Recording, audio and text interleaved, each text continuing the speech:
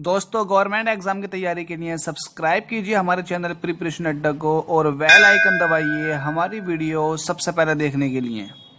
Hello friends, स्वागत है आप सभी का हमारे चैनल प्रिपरेशन अड्डा के अंदर। दोस्तों, इस वीडियो को शेयर कर दीजिए और लाइक कर दीजिएगा। और अगर आप पहली बार हमारी वीडियोस को देख रहे हैं तो प्लीज इस चैनल को सब्सक्राइब कर दीजिए। और चलिए स्टार्ट करते हैं ल्यूसेंट केमिस्ट्री का चैप्टर नंबर 11 मेटलर्जी। इसके बारे में डीप में पढ़ेंगे और अच्छे से पढ़ेंगे ताकि हमारी ल्यूसेंट का ये चैप्टर अच्छे से तैयार हो जाए। तो चलिए स्टार्ट करते हैं। इसके अंदर क्या इंपॉर्टेंट बातें हैं जो हमारे रेलवे के एग्जाम में काम आ सकती हैं, चाहे वो टेक्निकल ग्रेड से हो चाहे वो फिर ग्रुप डी का हो, दोनों के लिए इंपॉर्टेंट है। रेलवे की और भी परीक्षाएं हैं जिसके अंदर इस तरह के क्वेश्चन पूछे जाएंगे जो इससे रिलेटेड होने वाले हैं। तो चलिए स्टार्ट करते हैं, देखते हैं क्या है मेटलर्जी। मैं आपको सिंपल भाषा में समझाना चाहूंगा कि मेटलर्जी किसको कहते हैं और क्या होता है मेटलर्जी। तो दोस्तों, सबसे पहले समझते हैं कि और किसको बोलते हैं, और किसको बोलते हैं और मिनरल किसको बोलते हैं। देखिए, जितनी भी चीजें हमारी अर्थ की क्रस्ट के अंदर पाई जाती हैं या फिर हम अर्थ के अंदर से निकालते हैं, वो सारे के सारे मिनरल होते हैं। अब वो मिनरल और की फॉर्म में भी हो सकते हैं, लिक्विड की फॉर्म में भी हो सकते हैं। अब वो मिनरल जिनके थ्रू हम जो है मेटल को फाइंड आउट करते हैं या फिर जिन मिनरल्स के अंदर से हम मेटल को एक्सट्रैक्ट करते हैं, वो सारे के सारे मिनरल कहलाते हैं और। तो आपको समझ आ गया होगा कि और किसको बोलते हैं, जिससे हम मेटल प्राप्त कर सकें, जिससे हम मेटल को निकाल सकें। सपोज दैट हमारे पास एल्यूमिनियम है, तो एल्यूमिनियम हम जो देखते हैं एल्यूमिनियम वो प्योर फॉर्म होती है। क्या एक्चुअल में एल्यूमिनियम प्योर फॉर्म में पाया जाता है? तो जवाब है नहीं, एल्यूमिनियम प्योर फॉर्म में नहीं पाया जाता। एल्यूमिनियम अपने कॉम्प्लेक्स या फिर अपने ऑक्साइडों की फॉर्म में पाया जाता है। एल्यूमिनियम का ऑक्साइड जैसे कि Ag2O हो गया, इस तरह का। इस सिल्वर का ऑक्साइड हो गया, एल्यूमिनियम का ऑक्साइड Al2O हो गया, Al2O3, जिसको एल्यूमिना के नाम से जानते हैं, Al2O3.2H2O। तो इन सभी ऑक्साइडों में से इस प्योर मेटल को निकालना ही कहलाता है मेटलर्जी। तो मेटलर्जी सुनने में सिंपल लगता है कि मेटलर्जी प्योर मेटल को फाइंड आउट करना है, निकालना है किसी एक ओर के अंदर से, लेकिन ये सिंपल नहीं होता है। बहुत अलग अलग प्रोसेस के थ्रू हम मेटल को प्राप्त करते हैं किसी भी ओर के अंदर से। तो वही प्रोसेस हम देखने वाले हैं कि किस तरह से हम किसी भी मेटल के अंदर से, किसी भी मेटल के ओर के अंदर से हम किस तरह से मेटल को एक्सट्रैक्ट कर सकते हैं, अलग कर सकते हैं। तो ये सभी प्रोसेस जिसके थ्रू हम मेटल के ऑक्साइड में से या फिर मेटल के किसी भी कंपाउंड के अंदर से जो कि हमारे पास ओर की फॉर्म में है, उसके अंदर से मेटल को निकालना डिफरेंट डिफरेंट प्रोसेस के थ्रू, वो कहलाता है पूरा का पूरा मेटलर्जी। सपोज दैट आपके पास एल्यूमिनियम का ऑक्साइड है, जैसे कि मैंने यहां लिख रखा है, तो इसको अलग अलग प्रोसेस के थ्रू मैं एल्यूमिनियम को फाइंड आउट करूंगा, एल्यूमिनियम को इसके अंदर से निकालूंगा। तो ये प्रोसेस कहलाएगा मेटलर्जी ऑफ एल्यूमिनियम, एल्यूमिनियम की मेटलर्जी। तो आपने समझा, पहली बात इसके अंदर ये समझा कि मिनरल्स कहते किसको है। तो वो सभी हमारे पास सब्सटेंसेस जो हम अर्थ के अंदर से निकालते हैं, चाहे वो लिक्विड फॉर्म में हो या सॉलिड फॉर्म में हो या फिर गैसियस फॉर्म में हो, वो सारे के सारे मिनरल्स कहलाते हैं। लेकिन वो मिनरल्स जिनसे हम मेटल को फाइंड आउट करते हैं, मेटल को उसके अंदर से निकालते हैं, वो सारे के सारे मिनरल्स और कहलाते हैं। अब आपको और ध्यान में रखना, और किसको बोलते हैं, और के थ्रू हम मेटल को निकालते हैं उसके खुद के अंदर से। ठीक है, इससे ये पता चलता है कि जितने भी ओर्स होते हैं वो सारे के सारे मिनरल्स होते हैं, जितने भी और होते हैं वो सारे के सारे मिनरल्स हैं। अब इस तरह से भी कह सकता है, क्या सारे के सारे मिनरल्स और हो सकते हैं? तो ऐसा नहीं है। देखिए, सारे के सारे मिनरल्स और इसलिए नहीं हो सकते क्योंकि मिनरल्स लिक्विड की फॉर्म में भी तो होते हैं, मिनरल्स गैस की फॉर्म में भी तो होते हैं। क्या गैस एक मेटल है? तो ऐसी कोई सी गैस नहीं है जो मेटेलिक बिहेव कर सके। इसका मतलब हमको सिर्फ समझ आ गया है कि सारे के सारे और मिनरल्स हैं, लेकिन सारे के सारे मिनरल्स और नहीं हैं। ठीक है, तो ये स्टेटमेंट की फॉर्म में भी आ सकता है, आपसे स्टेटमेंट की फॉर्म में ही पूछेगा। और आपसे सबसे इंपॉर्टेंट जो क्वेश्चन आने वाला है इसके अंदर से वो ये आता है कि आपको पूछता है कि एल्यूमिनियम का और कौन सा है, या फिर आपको नाम दे देता है, बॉक्साइड दे दिया, आपको दे देगा कि हॉर्न सिल्वर दे दिया, इनके फॉर्मूले पूछ लेता है कि क्या क्या फॉर्मूले हैं। तो आपको ध्यान से इस वीडियो को देखना, आपको बहुत कुछ सीखने के लिए इसमें मिलने वाला है। तो हमने इसमें डिस्कस किया मिनरल्स किसको बोलते हैं और किसको बोलते हैं।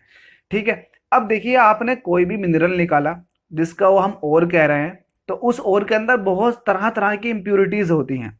सपोज दैट आपने कोई मेटल को फाइंड आउट करना, मेटल को निकालना, तो आप क्या करोगे, किसी पत्थर को लेकर आओगे निकाल करके। तो पत्थर जो है वो भी तो एक और है। आपको पता है कि इस पत्थर के अंदर फला मेटल है, तो वो पत्थर उस मेटल का ओर कहलाएगा। तो उस पत्थर के अंदर बहुत तरह की इंप्योरिटीज हो सकती हैं। हो सकता है उस पत्थर के अंदर बहुत सारी नमी हो सकता है उसके अंदर मिट्टी लगी हुई हो, अलग अलग तरह के उसके अंदर जो है अशुद्धियां हो। तो ये सब क्या कहलाते हैं, उसके अंदर गैंग कहलाते हैं। गैंग उन्हीं उन्हीं को बोलते हैं जो इम्प्योरिटीज होती हैं। अब आपको समझ गए होंगे कि गैंग किसको बोलते हैं, जो इम्प्योरिटीज हैं, जैसे कि मिट्टी हो गई लगी हुई है उसके ऊपर, मिट्टी के साथ साथ उसके अंदर कुछ और भी अनवांटेड ऑक्साइड होंगे, हो सकता है उसके अंदर नमी वाली अशुद्धियां हो, तो ये सारी की सारी कहलाती हैं गैंग। तो गैंग एक्चुअली क्या है, उसके अंदर जितनी भी इंप्योरिटीज हैं उनको गैंग बोलते हैं। और फ्लक्स किसको बोलते हैं ये समझ लेते हैं। फ्लक्स जो है ओर के अंदर डाला जाता है। अब उस ओर के अंदर जाहिर सी बात है उस ओर के अंदर गैंग भी होगा, जिसको मैट्रिक्स भी बोलते हैं। उसके अंदर गैंग भी है, उसके अंदर हमने डाल दिया फ्लक्स। तो वो फ्लक्स क्या करता है, जितने भी गैंग होती है, जितनी भी इंप्योरिटीज होती है, उनको अपने अंदर समा लेता है, इकट्ठा कर लेता है और उनको निकाल देता है। तो वो कहलाता है फ्लक्स, जो इन सभी इंप्योरिटीज को निकाल देता है। तो इंप्योरिटीज किसके साथ अटैच हो जाती हैं, फ्लक्स के साथ। जो बनता है कंबाइंड, जो बनता है उसको बोलते हैं, उसको एक टर्म दिया गया है यहाँ पर स्लैग। स्लैग दिया गया है उसको टर्म। तो स्लैग क्या होता है, स्लैग होता है गैंग और फ्लक्स का एक मिक्सचर, जिसको हम अलग कर लेते हैं, जो हमारे लिए जरूरी नहीं है, हमारे लिए अनवांटेड है। तो फ्लक्स क्यों ऐड करते हैं, ताकि उसके अंदर से गैंग अलग हो जाए, इंप्योरिटीज अलग हो जाए। ठीक है, तो आपको गैंग समझ आ गया होगा, फ्लक्स समझ आ गया होगा। अब देखिए फ्लक्स दो तरह का होता है, एक तो होता है फ्लक्स एसिडिक और दूसरा होता है बेसिक फ्लक्स। तो बेसिक और एसिडिक फ्लक्स कहते किसको है, आपको समझ आ गया होगा कि एसिडिक कहते किसको है। एसिडिक, अगर एसिडिक देखना है या फिर एसिड बेस फाइंड आउट करने हैं किसी भी ऑक्साइडों के, तो मैं आपको बता ही चुका हूं। इससे पहले वाली वीडियो में एसिड बेस सॉल्ट के एक वीडियो अपलोड कर चुका हूं ल्यूसेंट केमिस्ट्री से। उसके अंदर अच्छे से बताया गया है कि एसिड किसको बोलते हैं और बेस किसको बोलते हैं। चूंकि हमने वहां पर तीन कॉन्सेप्ट डिस्कस किए थे, एक तो ब्रॉन्स्टेड लोरी सिद्धांत जो हमने डिस्कस किया था वहां पर एसिड बेस का, और दूसरा आर्रेनियस, और तीसरा एक सिद्धांत और है जिसको हम लुईस सिद्धांत के नाम से जानते हैं, वो भी हमने वहां डिस्कस किया था। हालांकि बहुत सारे कॉन्सेप्ट होते हैं फाइंड आउट करने के लिए, और फाइंड आउट करने के लिए किसी भी एसिड और बेस को, लेकिन ल्यूसेंट के अंदर चूंकि तीन ही कॉन्सेप्ट दिए गए, तो हमने वहां पर तीन कॉन्सेप्टों को डिस्कस किया था। वीडियो आप वहां जाकर देख लें, एसिड बेस के ऊपर जो जनरल था वही बताया गया वहां पर, और इंपॉर्टेंट भी वही है। तो आपको गैंग पता चल गया। गैंग क्या है, सपोज दैट आप कोई पत्थर लेकर आए जिसके अंदर कुछ मेटल है, तो वो आपके लिए और कहलाएगा। अब वो पत्थर जिसके अंदर जो मेटल है, तो वो उस मेटल का और कहलाएगा। सपोज दैट आपको आपके पास आयरन का वो पत्थर था, आयरन ऑक्साइड Fe3O4, Fe3O4 का वो पत्थर था, तो इसका मतलब वो आयरन का क्या कहलाएगा, ऑक्साइड कहलाएगा। तो इसके अंदर जितनी भी इंप्योरिटीज होंगी उसको बोलेंगे गैंग। वो आपको इसके अंदर जितना भी लिक्विड है, मॉइस्चर है, उसकी फॉर्म में हो सकती है। इस पर लगे धूल के जितने भी पार्टिकल्स होंगे उसकी फॉर्म में हो सकती है, और अनवांटेड ऑक्साइड की फॉर्म में भी हो सकती है। इसके अंदर हम फ्लक्स को ऐड करते हैं, और फ्लक्स क्या करता है, इसके साथ जितनी भी इंप्योरिटीज है उनको अलग कर देता है। जो अलग बनता है उसको बोलते हैं स्लैग, स्लैग का फॉर्मेशन। ठीक है, अब यहां पे मैं बता चुका हूं कि एसिडिक फ्लक्स होता है, बेसिक फ्लक्स होता है। तो फ्लक्स दो तरह के होते हैं। फ्लक्स जो ऐड किया जाता है वो इंप्योरिटी को देखकर ऐड किया जाता है। अगर बेसिक इंप्योरिटी है तो आपको एसिडिक फ्लक्स ऐड करना पड़ेगा, ताकि एसिड और बेस की रिएक्शन करके सॉल्ट बन जाए। एसिड और बेस की रिएक्शन करके सॉल्ट बन जाए। सपोज दैट आपके पास बेसिक इंप्योरिटी FeO है। FeO क्या है, आयरन का ऑक्साइड, जिसको हम फेरस ऑक्साइड बोलेंगे। और SiO2 क्या कहलाएगा, इसके सापेक्ष कहलाएगा एसिडिक फ्लक्स। अब आपको ये पता होगा कि FeO एसिड बेसिक क्यों है और SiO2 ये एसिडिक क्यों है। देखिए मैं बता ही चुका हूं आपको, आपने पिछली वीडियो देखी होंगी मेरी एसिड बेस सॉल्ट की, तो वहां पर एक टर्म यूज की थी मैंने, जितने भी मेटल के ऑक्साइड होते हैं वो सारे के सारे कैसे होते हैं, वो सारे के सारे बेसिक होते हैं, उनकी टेंडेंसी बेसिक की होती है। तो यहां पर आयरन का ऑक्साइड क्या है, जाहिर सी बात है आयरन एक मेटल है, और मेटल का ऑक्साइड क्या होता है, बेसिक होता है। वहीं अगर सिलिकॉन की बात की जाए तो सिलिकॉन है नॉन मेटल, क्योंकि ये पी ब्लॉक के अंदर बिलोंग करती है। तो पी ब्लॉक के अंदर सिलिकॉन है, और वो भी कार्बन फैमिली के अंदर। तो सिलिकॉन जो है एक मेटलॉइड है, सेमीकंडक्टर है। तो सिलिकॉन मेटल नहीं है इतना अच्छा जितना अच्छा आयरन है। तो सिलिकॉन क्या आयरन के रेस्पेक्ट में क्या होगा, एक तरह का नॉन मेटल होगा। तो नॉन मेटल के ऑक्साइड क्या होते हैं, एसिडिक होते हैं, ये मैं बता ही चुका हूं और आपका रिवीजन भी करवा दिया मैंने यहीं पे। तो आपको बेसिक अगर इम्प्यूरिटी बेसिक इम्प्यूरिटी निकालनी है तो उसके अंदर आपको एसिडिक फ्लक्स ऐड करना होगा। तो देखिए यहाँ पर जो बना ये फेरस सिलिकेट, हालांकि ये सॉल्ट बना लेकिन ये स्लैग है, स्लैग है। जैसा कि मैं आपको बता ही चुका हूं कि इम्प्यूरिटी के अंदर अगर आप फ्लक्स को ऐड कर दोगे तो स्लैग का फॉर्मेशन हो जाएगा। इसी तरह से अगर मुझे मुझे एसिडिक इम्प्यूरिटी निकालनी है तो उसके अंदर बेसिक फ्लक्स डालूंगा। देखिए एसिडिक इम्प्यूरिटी हो गई SiO2, हम ऊपर भी देख चुके हैं। तो इसके अंदर बेसिक फ्लक्स कौन सा होगा, कैल्शियम कार्बोनेट का। तो ये कैल्शियम सिलिकेट जो बना ये बना स्लैग। ठीक है, कैल्शियम सिलिकेट का इंपॉर्टेंट है फॉर्मूला, आपसे पूछ भी सकता है सीधे सीधे कैल्शियम सिलिकेट का फॉर्मूला क्या है। तो कैल्शियम तो आप समझते हैं, कैल्शियम का सिंबल कैल्शियम ही है जो कि पीरियोडिक टेबल के सेकंड ग्रुप में पाया जाता है। बेरिलियम के बाद मैग्नीशियम आता है, मैग्नीशियम के बाद कैल्शियम आता है। इस पूरे ग्रुप की वैलेंसी 2 होती है, इसलिए कैल्शियम की वैलेंसी भी 2 ही होगी। और सिलिकेट होता है SiO3 जिसके ऊपर माइनस का 2 चार्ज होता है। तो सिलिकेट भी आपको याद रखना है। तो कैल्शियम की भी 2 है चार्ज और सिलिकेट का भी 2 है चार्ज, इसलिए 2 2 कट जाएगा और डायरेक्ट जुड़ जाएगा CaSiO3 जो कि यहाँ लिखा हुआ भी है। तो सिलिकेट का आपको फॉर्मूला याद होना चाहिए SiO3 और चार्ज क्या है -2। तो SiO3 -2 से आप याद करें, सिलिकेट का फॉर्मूला ये होता है SiO3 -2। कैल्शियम तो आपको याद ही होगा क्योंकि मैंने पीरियोडिक टेबल आपको याद करा दी है। अगर आपने अभी भी याद नहीं की है तो आप उसको एक बार याद कर लें, बहुत फायदा दे पहुंचाती है पीरियोडिक टेबल। उसमें आपको एक तो ग्रुप याद हो जाते हैं, पीरियड याद हो जाते हैं और आपको किसी भी एलिमेंट की लोकेशन भी याद हो जाती है, जो कि एक टेक्निकल स्टूडेंट या फिर नॉन टेक्निकल स्टूडेंट के लिए बहुत ज्यादा जरूरी है। आगे देखते हैं इस चैप्टर में क्या है।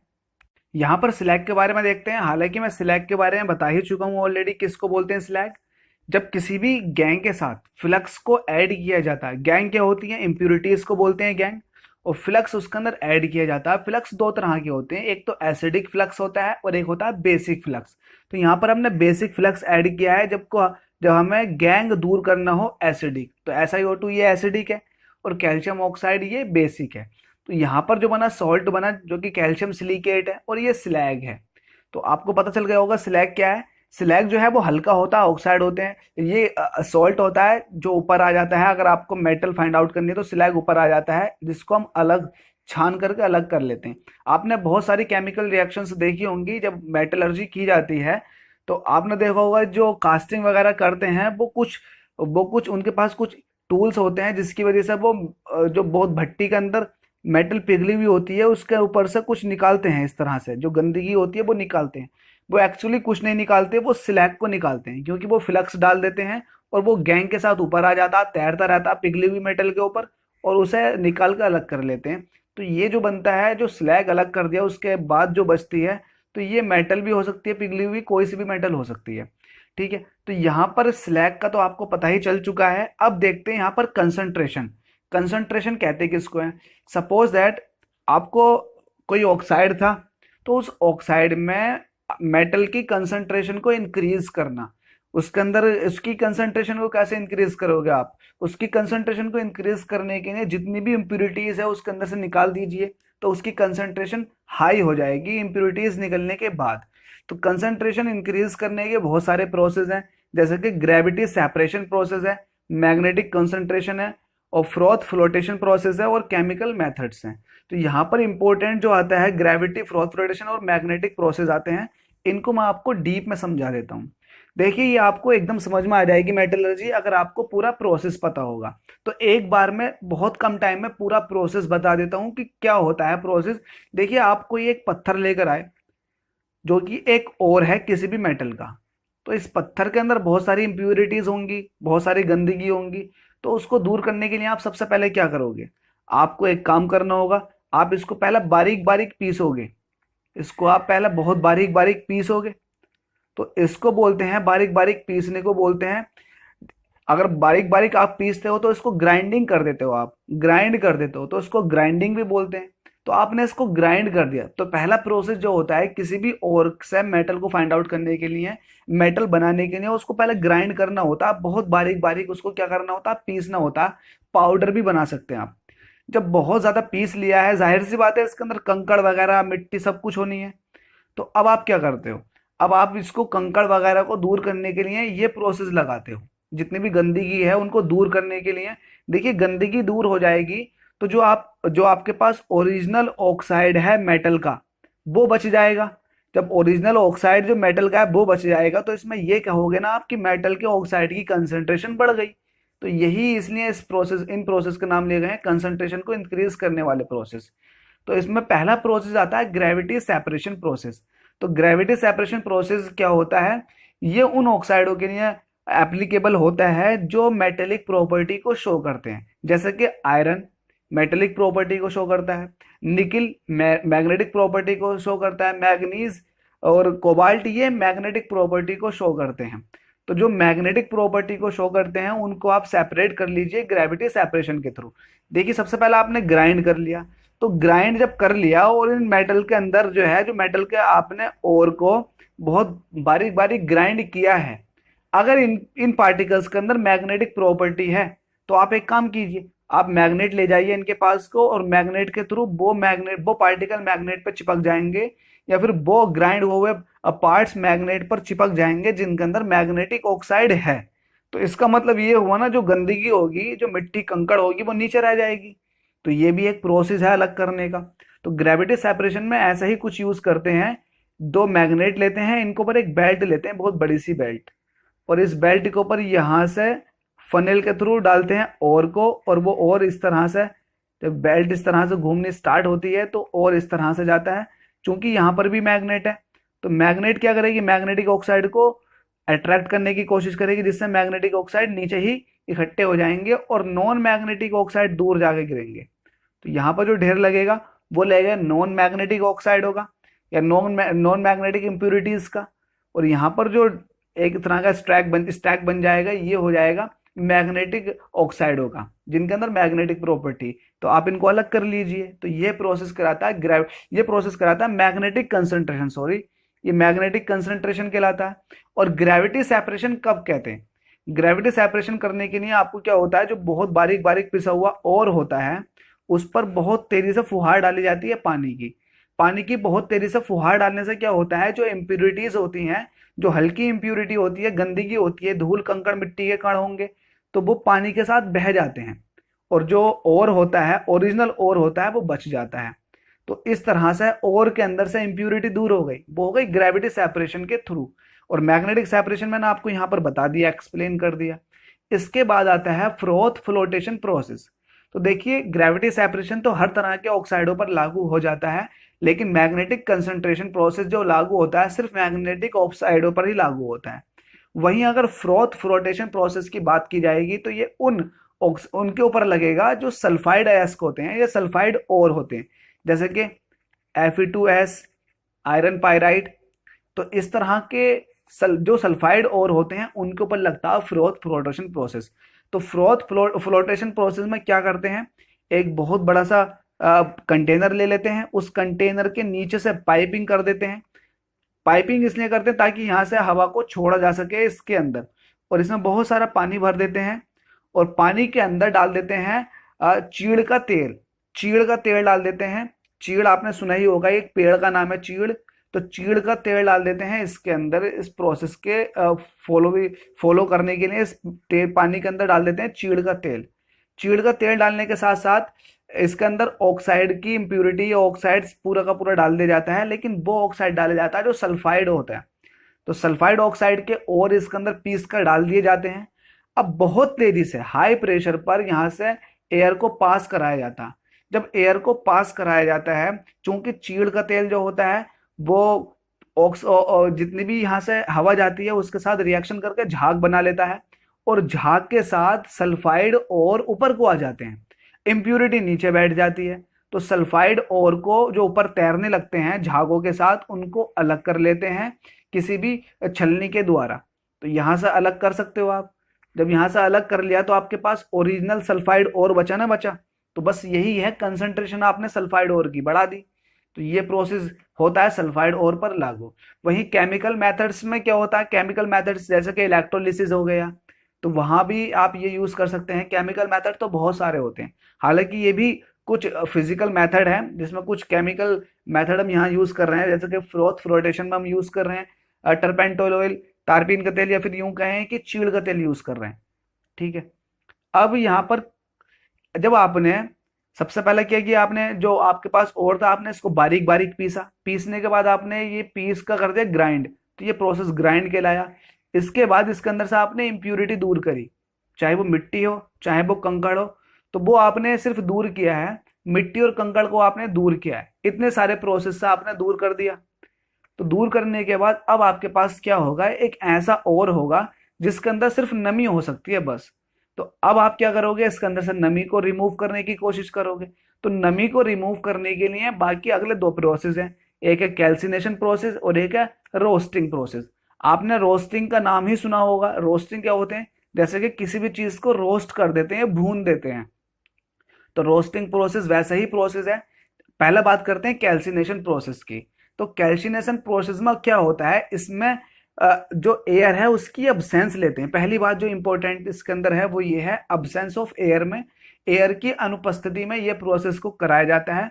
और प्रोसेस इतने तक जो हमारे पास और बचा है, जिसमें से हमने इम्प्यूरिटी दूर कर दी है, चाहे वो उसके अंदर से कंकड़ दूर किए हो या फिर मिट्टी दूर की हो, तो मिट्टी कंकड़ दूर करने के बाद जो हमारे पास और बचा उसके अंदर नमी है, तो उसे हम इतना गर्म करते हैं ताकि वो मेल्ट ना हो। जो हमारे पास और बचा उसको इतना गर्म करते हैं वो पूरी तरह से मेल्ट ना हो, और अब्सेंस ऑफ एयर में, एयर की अनुपस्थिति में उसको गर्म करते हैं। ऐसा करने से उसके अंदर जो नमी वाली इंप्यूरिटी है वो भी दूर हो जाती है, नमी वाली इंप्यूरिटी और कार्बन डाइऑक्साइड वाली इंप्यूरिटी को हम दूर कर देते हैं। तो इस तरह से हमारे पास जो प्योर ऑक्साइड है, जो प्योर ऑक्साइड है वो बच जाता है। देखिए अब हमारे पास आया प्योर ऑक्साइड, चाहे वो एल्यूमिनियम का ऑक्साइड हो चाहे वो कैल्शियम का ऑक्साइड हो। अब हमारे पास प्योर ऑक्साइड है जिससे हम तुरंत मेटल को निकाल सकते हैं, मेटल को एक्सट्रैक्ट कर सकते हैं। इससे पहले अभी तक हम क्या करते हुए आ रहे थे, हमने सबसे पहले ओर लिया, उसको पीसा, फिर उसके अंदर से गंदगी दूर करी, चाहे उसको उसके अंदर पानी डाल करके, चाहे उसके अंदर पानी के अंदर चीड़ का तेल डाल के सल्फाइड ओर को दूर करके, या फिर मैग्नेटिक सेपरेशन के थ्रू हमने तरह तरह के प्रोसेस से हमने उसके अंदर से इम्प्यूरिटी दूर की, कंकड़ पत्थर वगैरह की इम्प्यूरिटी। उसके बाद कुछ नमी बची, तो नमी को हमने कैल्सिनेशन प्रोसेस के थ्रू दूर किया। कैल्सिनेशन प्रोसेस के थ्रू हम नमी को दूर करते हैं और कार्बन डाइऑक्साइड की इम्प्यूरिटी को भी दूर करते हैं अब्सेंस ऑफ एयर में। इसके बाद आता है रोस्टिंग। तो रोस्टिंग प्रोसेस क्या होता है, इसमें एयर की प्रेजेंस लेते हैं, एयर की प्रेजेंस में मतलब ऑक्सीजन की प्रेजेंस में ये प्रोसेस कराया जाता है। ऐसा कराने से जो हमारे पास ऑक्साइड होते हैं या फिर सल्फाइड और की, यहाँ पर देखिए सल्फाइड और है, जिंक सल्फाइड है, तो ऐसा करने से ऑक्सीजन के साथ रिएक्शन कराने से वो पूरा का पूरा सल्फाइड और बन जाता है अपने सल्फेट और में। जैसे कि यहाँ पर जिंक सल्फेट है, जिंक सल्फेट में बन जाता है, जैसे कि यहाँ पर कॉपर सल्फेट है, तो सल्फेट और में कन्वर्ट हो जाता है, या फिर यूं कहें अपने ऑक्साइड में कन्वर्ट हो जाता है। तो यहाँ पर भी हमने ऑक्साइड प्योर बचाए और यहाँ पर भी हमने ऑक्साइड बना लिए। ऑक्साइड यहाँ पर सल्फेट की फॉर्म लिखी हुई है, लेकिन हम ऑक्साइड भी बना सकते हैं। तो इस तरह से हमने क्या किया, हमने इसे, ये प्रोसेस भी इतना गर्म किया जाता है, इसमें भी और को इतना गर्म किया जाता है कि ये पूरी तरह से पिघले नहीं। तो हम बिलो इसके मेल्टिंग पॉइंट से बिलो इनको दोनों ही प्रोसेस में हम गर्म करते हैं। एक प्रोसेस में नमी और कार्बन डाइऑक्साइड की इंप्यूरिटी को दूर करते हैं, तो दूसरे प्रोसेस में हम ऑक्सीजन से रिएक्शन करा करके उसका सल्फेट बनाते हैं या फिर उसका ऑक्साइड बनाते हैं। इसके बाद आता है स्मेल्टिंग प्रोसेस। तो स्मेल्टिंग प्रोसेस देखिए, अभी तक आपने क्या किया, ऑक्साइड बनाया, सल्फेट बनाया, अभी तक आपने इंप्यूरिटी दूर की है। अब ये स्मेल्टिंग प्रोसेस जो आता है ये एक तरह का रिडक्शन प्रोसेस है। प्रोसेस दो तरह के होते हैं, एक तो होता है प्रोसेस ऑक्सीडेशन और दूसरा प्रोसेस होता है रिडक्शन। तो स्मेल्टिंग जो है रिडक्शन प्रोसेस है जिसमें हम कार्बन के साथ रिएक्शन कराते हैं, आयरन ओर की या फिर किसी भी ऑक्साइड की। तो यहाँ पर आयरन का ऑक्साइड है फिलहाल एग्जाम्पल के तौर पर, यहाँ पर कार्बन के साथ रिएक्शन कराइए। ऐसा करने पर कार्बन जो है ऑक्सीजन के साथ रिएक्शन करके कार्बन मोनोऑक्साइड या फिर कार्बन डाइऑक्साइड में बदल जाती है। वहीं हमारे पास जो मेटल होती है प्योर फॉर्म में बच जाती है। तो स्मेल्टिंग प्रोसेस जो कराते हैं उसको कराने के लिए हमारे पास जो इम्पोर्टेंट डिवाइस है, या फिर यूं कहें हमारे पास पूरा का पूरा सिस्टम है, वो है बात्य भट्टी। तो बात्य भट्टी के अंदर हम इस प्रोसेस को करते हैं। तो बात्य भट्टी इंपॉर्टेंट होती है। भट्टी को आपने देखा होगा, बात्य भट्टी जो इस शेप की होती है। मैं शेप बनाकर दिखा देता हूँ। कुछ इस तरह की शेप की आपने एक देखा होगा सिस्टम, जिसके अंदर हम डालते हैं यहाँ से आयरन डाल देते हैं, और यहाँ जो है बहुत ही ज़्यादा हाई टेम्परेचर रहता है, 1600 डिग्री सेंटीग्रेड तक भी रहता है टेम्परेचर, क्योंकि आयरन जो है लगभग 1500-1600 डिग्री सेंटीग्रेड पर फ्यूज हो जाती है।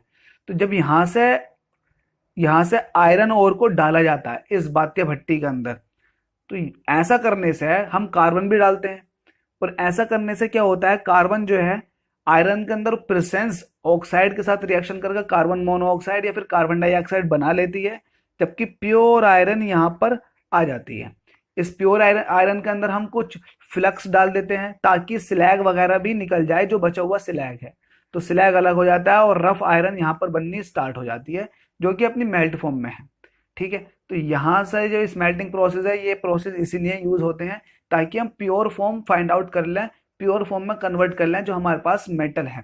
तो दोस्तों अभी तक आपने ये देखा कि आपके पास और था, आपने उसको पीसने वाला प्रोसेस कहलाता है ग्राइंड प्रोसेस। फिर उसके बाद आपने कुछ उसके अंदर से इम्प्यूरिटी दूर करने के लिए आपने प्रोसेस लगाए, चाहे वो मैग्नेटिक सेपरेशन हो, चाहे वो ग्रेविटेशनल सेपरेशन हो, या फिर फ्रॉथ फ्लोटेशन हो। कुछ केमिकल रिएक्शंस भी होती हैं जिसके थ्रू आप उनके अंदर से कंकड़ पत्थर दूर कर देते हो। ऐसा करने के बाद अब आपके पास जो और बचा उसके अंदर उसकी कंसंट्रेशन हाई हो चुकी है, और उसके अंदर जो इम्प्यूरिटी है वो सिर्फ नमी की इम्प्यूरिटी है, फिर कार्बन डाइऑक्साइड की इम्प्यूरिटी है। तो आपने वो भी दूर करने के लिए दो प्रोसेस लगाए, एक तो कैल्सिनेशन प्रोसेस लगाया और एक लगाया रोस्टिंग प्रोसेस। कैल्सिनेशन प्रोसेस में कार्बन डाइऑक्साइड की इम्प्यूरिटी भी निकल जाती है, कार्बन डाइऑक्साइड की इम्प्यूरिटी है, और नमी जो होती है वो भी निकल जाती है। ऐसा करने से आपके पास प्योर और बच जाता है, जो कि ऑक्साइड है किसी भी मेटल का। इसके बाद हम लगाते हैं स्मेल्टिंग प्रोसेस, जिसमें कार्बन के साथ रिएक्शन कराते हैं ताकि ओर के अंदर जो ऑक्साइड है वो कार्बन के साथ रिएक्शन करके कार्बन मोनोऑक्साइड में तब्दील हो जाए। तो ऐसा करने से हमारे पास प्योर आयरन बच जाती है। यहाँ पर आयरन का एग्जांपल है।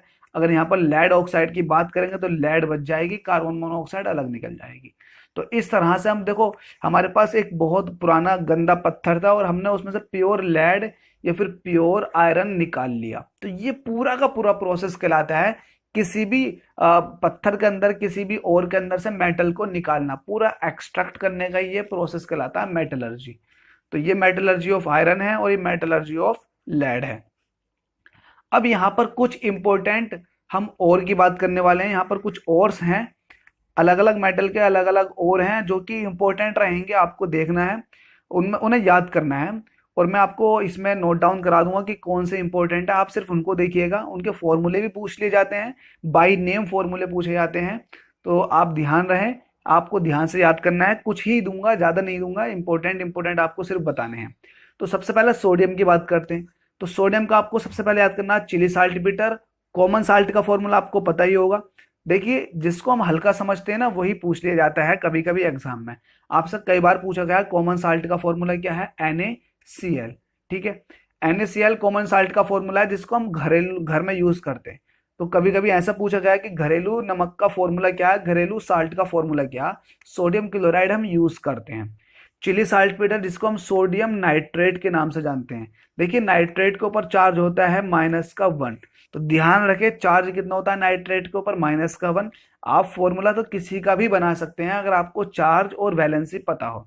तो सोडियम की वैलेंसी कितनी होती है, सोडियम की वैलेंसी +1 होती है, या फिर यूं कहें चार्ज +1 होता है, और वहीं नाइट्रेट का चार्ज कितना होता है, -1। तो 1 1 है, 1 से 1 कट गया, बचेगा कितना, NaNO3। तो ये सोडियम नाइट्रेट है जो कि चिली साल्ट पीटर के नाम से जाना जाता है।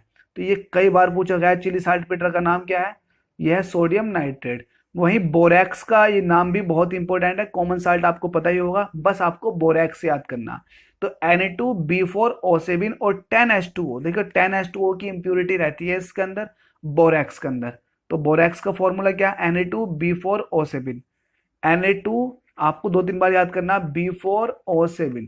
तो 247 से भी आप याद कर सकते हैं, 247 सोडियम, बोरोन और ऑक्सीजन लगी भी रहती है 247 के रूप में। तो Na2B4O7, Na2B4O7 ये बोरैक्स का फॉर्मूला, और 10 मॉलिक्यूल लगे हुए रहते हैं वाटर के। ये एक कॉम्प्लेक्स कंपाउंड की फॉर्म में है इस टाइम, बोरैक्स। तो यहाँ पर आपने 3 देख लिए, Chile saltpetre sodium nitrate है, बोरेक्स Na2B4O7 है और कॉमन साल्ट NaCl है। अगर बोरेक्स की बात की जाए तो बोरेक्स के अंदर सोडियम भी पाई जाती है और बोरोन भी पाई जाती है। तो यहाँ ये भी कहा जा सकता है कि बोरेक्स जो है बोरोन का भी एक और है और बोरेक्स सोडियम का भी और है, क्योंकि इसके अंदर दोनों है, बोरेक्स भी सोडियम भी है और बोरोन भी है। इसलिए बोरेक्स दो एलिमेंटों का या फिर दो अलग अलग मेटल का, बोरोन तो मेटल नहीं है लेकिन सोडियम मेटल है, तो दो अलग अलग एलिमेंटों का एक क्या है, ये कंपाउंड है, कॉम्प्लेक्स कंपाउंड, या फिर एक और है, क्योंकि हम यहाँ पर और की बात कर रहे हैं तो ये एक और है। तो बोरेक्स के अंदर से दो चीजें फाइंड आउट की जा सकती हैं, वो है सोडियम और बोरोन।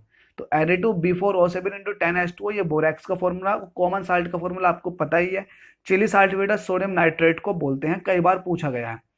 इसके बाद एल्यूमिनियम की अयस्क की बात आती है, और की बात आती है, जो कि वेरी इंपॉर्टेंट है।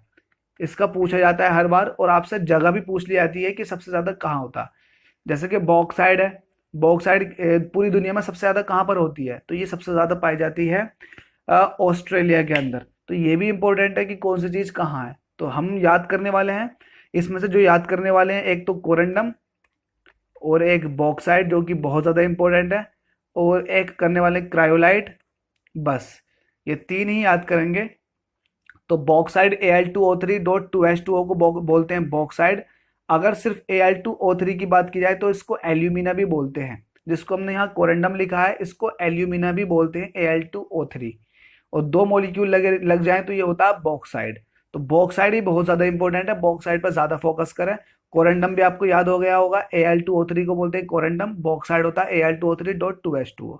वहीं अगर क्रायोलाइट की बात की जाए तो Na3Alf6, क्रायोलाइट का फॉर्मूला ये है, ये भी इंपॉर्टेंट है। क्यों? क्योंकि इसके अंदर तीन अलग अलग एलिमेंट पाए जाते हैं, एक तो सोडियम, एल्यूमिनियम और फ्लोरीन।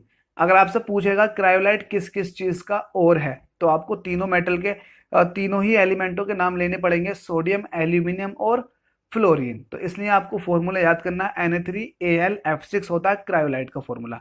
ठीक है, इसके बाद आता है पोटेशियम। तो पोटेशियम का आपको कार्नेलाइट याद करना है, सिर्फ आपको ऐसे याद करना है कि कार्नेलाइट जो और है वो है पोटेशियम का। हालांकि ये मैग्नीशियम का भी और है, क्योंकि इसके अंदर मैग्नीशियम और पोटेशियम दोनों ही पाए जाते हैं। तो ये मैग्नीशियम का भी और है और ये पोटेशियम का भी और है। यहाँ पर देखिए नीचे जो है शायद ये लिखा हुआ हो कार्नेलाइट, देखिए ये लिखा हुआ है। तो कार्नेलाइट जो है आपको ध्यान देना है कि दोनों का ही और है, क्योंकि इसके अंदर दोनों मेटल्स पाई जाती हैं। तो पोटेशियम क्लोराइड और मैग्नीशियम क्लोराइड .6H2O ये है कार्नेलाइट का फॉर्मूला। तो कार्नेलाइट का क्या है, KCl MgCl2।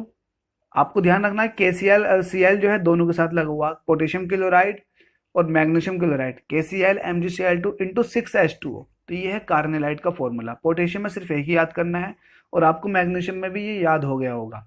मैग्नीशियम में आपको मैग्नेसाइड भी याद करना है और डोलोमाइट भी, और इप्सम साल्ट भी याद करना है। देखिए यहाँ पर चार इंपॉर्टेंट हो जाते हैं। कार्नेलाइट आपको याद हो चुका होगा, क्या है, potassium chloride, magnesium chloride .6H2O। ठीक है, इसके बाद अगर मैग्नेसाइट की बात करेंगे तो मैग्नीशियम के कार्बोनेट को बोलते हैं मैग्नेसाइट, MgCO3। तो मैग्नीशियम का कार्बोनेट कहलाएगा मैग्नेसाइट। डोलोमाइट, देखिए आप अपने डोलो से याद कर सकते हैं, जो आपके बॉडी के अंदर डोले होते हैं। तो डोलोमाइट क्या है, मैग्नीशियम कार्बोनेट और कैल्शियम कार्बोनेट। कैल्शियम होता है डोलो के अंदर, हड्डियों के अंदर, तो कैल्शियम कार्बोनेट, और मैग्नीशियम कार्बोनेट को बोलते हैं डोलोमाइट।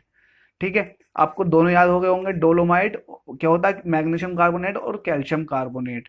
तो कैल्शियम मैग्नीशियम के कार्बोनेट होते हैं डोलोमाइट के अंदर। मैग्नेसाइट क्या होता है, मैग्नीशियम कार्बोनेट। मैग्ने से आपको याद हो गया होगा, मैग्नीशियम ही आना है। तो मैग्नीशियम कार्बोनेट को बोलते हैं मैग्नेसाइट। और डोलोमाइट कब होगा, जब मैग्नीशियम कार्बोनेट के साथ कैल्शियम कार्बोनेट अटैच हो जाएगा। कार्नेलाइट हो चुका है, अब बात करते हैं इप्सम साल्ट की। ये इंपॉर्टेंट है, इप्सम साल्ट ये क्या होता है, मैग्नीशियम सल्फेट और 7H2O को बोलते हैं Epson salt. Magnesium sulphate 7H2O को बोलते हैं इप्सम साल्ट। तो यहाँ पर अभी तक हमने जो और डिस्कस किए हैं वो मैग्नीशियम तक किए हैं। अगले ओरों को देख लेते हैं। इसके बाद आता है कैल्शियम का और। अब देखिए डोलोमाइट तो हम याद कर चुके हैं, कैल्शियम और मैग्नीशियम दोनों का ही ये और होता है। कैल्शियम कार्बोनेट, मैग्नीशियम कार्बोनेट को डोलोमाइट बोलते हैं।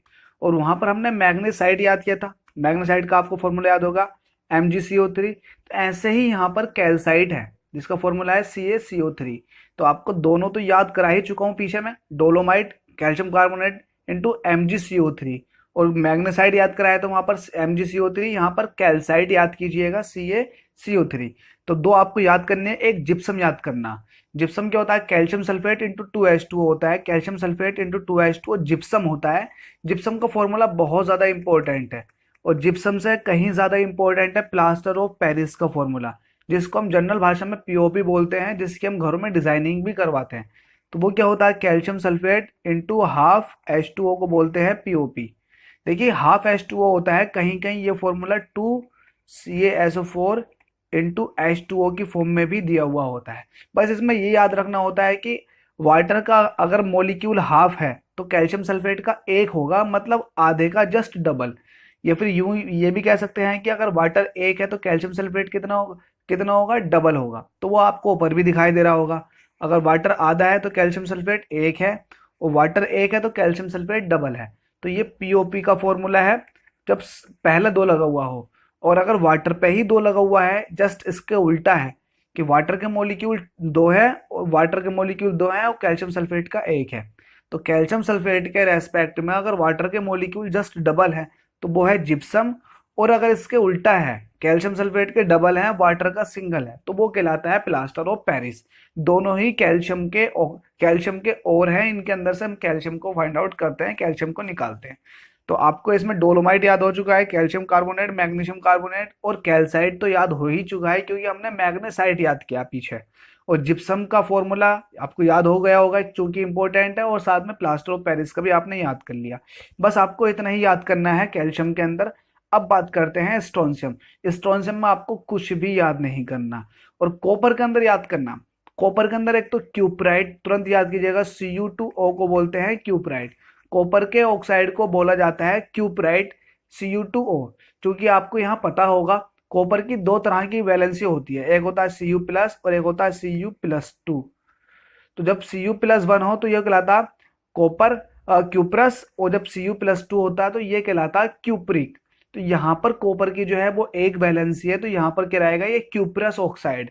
तो क्यूप्रस ऑक्साइड को बोलते हैं क्यूप्राइट, ठीक है। और कॉपर गिलांस का क्या होता, Cu2S होता। तो यहाँ पर भी हमने क्या लिया, कॉपर की वैलेंसी कितनी ली है, एक ली है, मतलब ये क्यूप्रस सल्फाइड है, क्यूप्रस सल्फाइड। चूंकि सल्फर है तो सल्फर की यहाँ पर वैलेंसी कितनी है, दो, तो सल्फाइड कहलाएगा। जब सल्फर सिंगल होता है और दो वैलेंसी आ जाए तो वो कहलाएगा सल्फाइड। देखिए पीरियोडिक टेबल में जब आप किसी भी एलिमेंट को एडॉप्ट करते हो तो उसका जब मेटल उसका किसी दूसरे के साथ कंपाउंड बनाते हो तो जो भी आप यूज करते हो उसके आगे आप IDE लगा देते हो। जैसे कि आपको सोडियम लेना है उसके साथ क्लोरीन लगाना, तो आप क्या बोलते हो, सोडियम क्लोराइड। हालांकि आप इसको क्लोरीन बोलते हो मॉलिक्यूलर फॉर्म में, लेकिन जब आपने पीरियोडिक टेबल से डायरेक्ट एडॉप्ट किया है तो ये क्या कहलाएगा, क्लोराइड, IDE लग जाएगा इसके नाम के आगे। जैसे कि आप बोलते हो ऑक्साइड, तो आप क्या बोलते हो, सोडियम ऑक्साइड।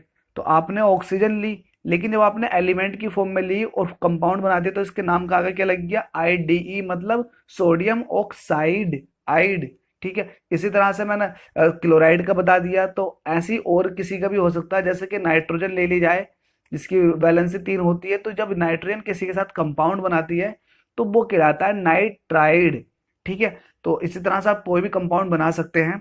तो यहाँ पर आपको क्यूपराइड याद करना, क्यूप्रस ऑक्साइड को बोलते हैं क्यूपराइड, और कॉपर गिलांस को बोलते हैं Cu2S, और कॉपर पायराइट ये भी इंपॉर्टेंट है। तो तीनों ही इंपॉर्टेंट है, तीनों को याद करना है। CuFeS2 को बोलते हैं कॉपर पायराइट।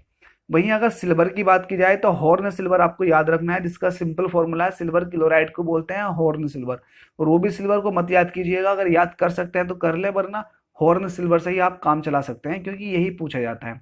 गोल्ड का आपको कोई याद नहीं करना, बेरियम का भी आपको बेराइट अगर याद करना चाहें तो कर लें, बेरियम सल्फेट को बोलते हैं बेराइट। जिंक का इंपॉर्टेंट रहता है, इसका आपको याद करना है, जैसे कि जिंक ब्लेंड ZnS को बोलते हैं, और जिंसाइड बोलते हैं ZnO को। वहीं कैलामाइन बोलते हैं जेडियम और जिंक कार्बोनेट को। तो कैलामाइन आपको इंपॉर्टेंट है, ये याद करना है सिर्फ, जिंक कार्बोनेट को बोलते हैं कैलामाइन। वहीं अगर मरकरी की बात की जाए तो मरकरी में सिर्फ एक ही इंपॉर्टेंट है, वो है सिनेवार, जिसको बोलते हैं HGS। इसको अमलगम भी कहते हैं, क्या बोलते हैं इसको, अमलगम। वो सभी एलॉय जो मरकरी को मिलाकर बनाए जाते हैं अमलगम कहलाते हैं। हम इसके बारे में आगे डिस्कस भी और करेंगे। टिन का है कैसिटराइट, जिसको SnO2 के नाम से जाना जाता है, कैसिटेराइट। लेड का आपको गैलेना पता होगा, पीवीएस। पीवीएस जो है गैलेना है, जो कि एक लेड का ओर है, ठीक है। एंटीमनी याद नहीं करना, कैडमियम याद नहीं करना, बिस्मथ याद नहीं करना। आयरन के इंपॉर्टेंट है, आयरन के सभी इंपॉर्टेंट रहते हैं, लेकिन इसमें से इंपॉर्टेंट देखेंगे जो और सबसे ज्यादा इंपॉर्टेंट है। देखिए आयरन की भी दो तरह की वैलेंसी होती है, एक होती है Fe+2 और एक होती है Fe+3। जब Fe+2 होती है तो इसको बोलते हैं फेरस, जबकि Fe+3 होती है तो इसको बोलते हैं फेरिक, ठीक है। तो आपको फेरस फेरिक में अंतर पता होना चाहिए। तो ये है फेरिक और ऊपर वाला है फेरस, फेरस और फेरिक, ठीक है। अब देखिए हेमेटाइट है, तो ये Fe2O3 है, मतलब ये फेरिक यूज किया गया है, क्योंकि Fe की जो है वो 3 वैलेंसी थी, ऑक्सीजन की 2 वैलेंसी थी, तो फेरिक क्या हो गया यहाँ पर, फेरिक ऑक्साइड। तो हेमेटाइट क्या होता है, Fe2O3। हेमेटाइट होता है Fe2O3, इनके अंदर मैग्नेटिक प्रॉपर्टी होती है।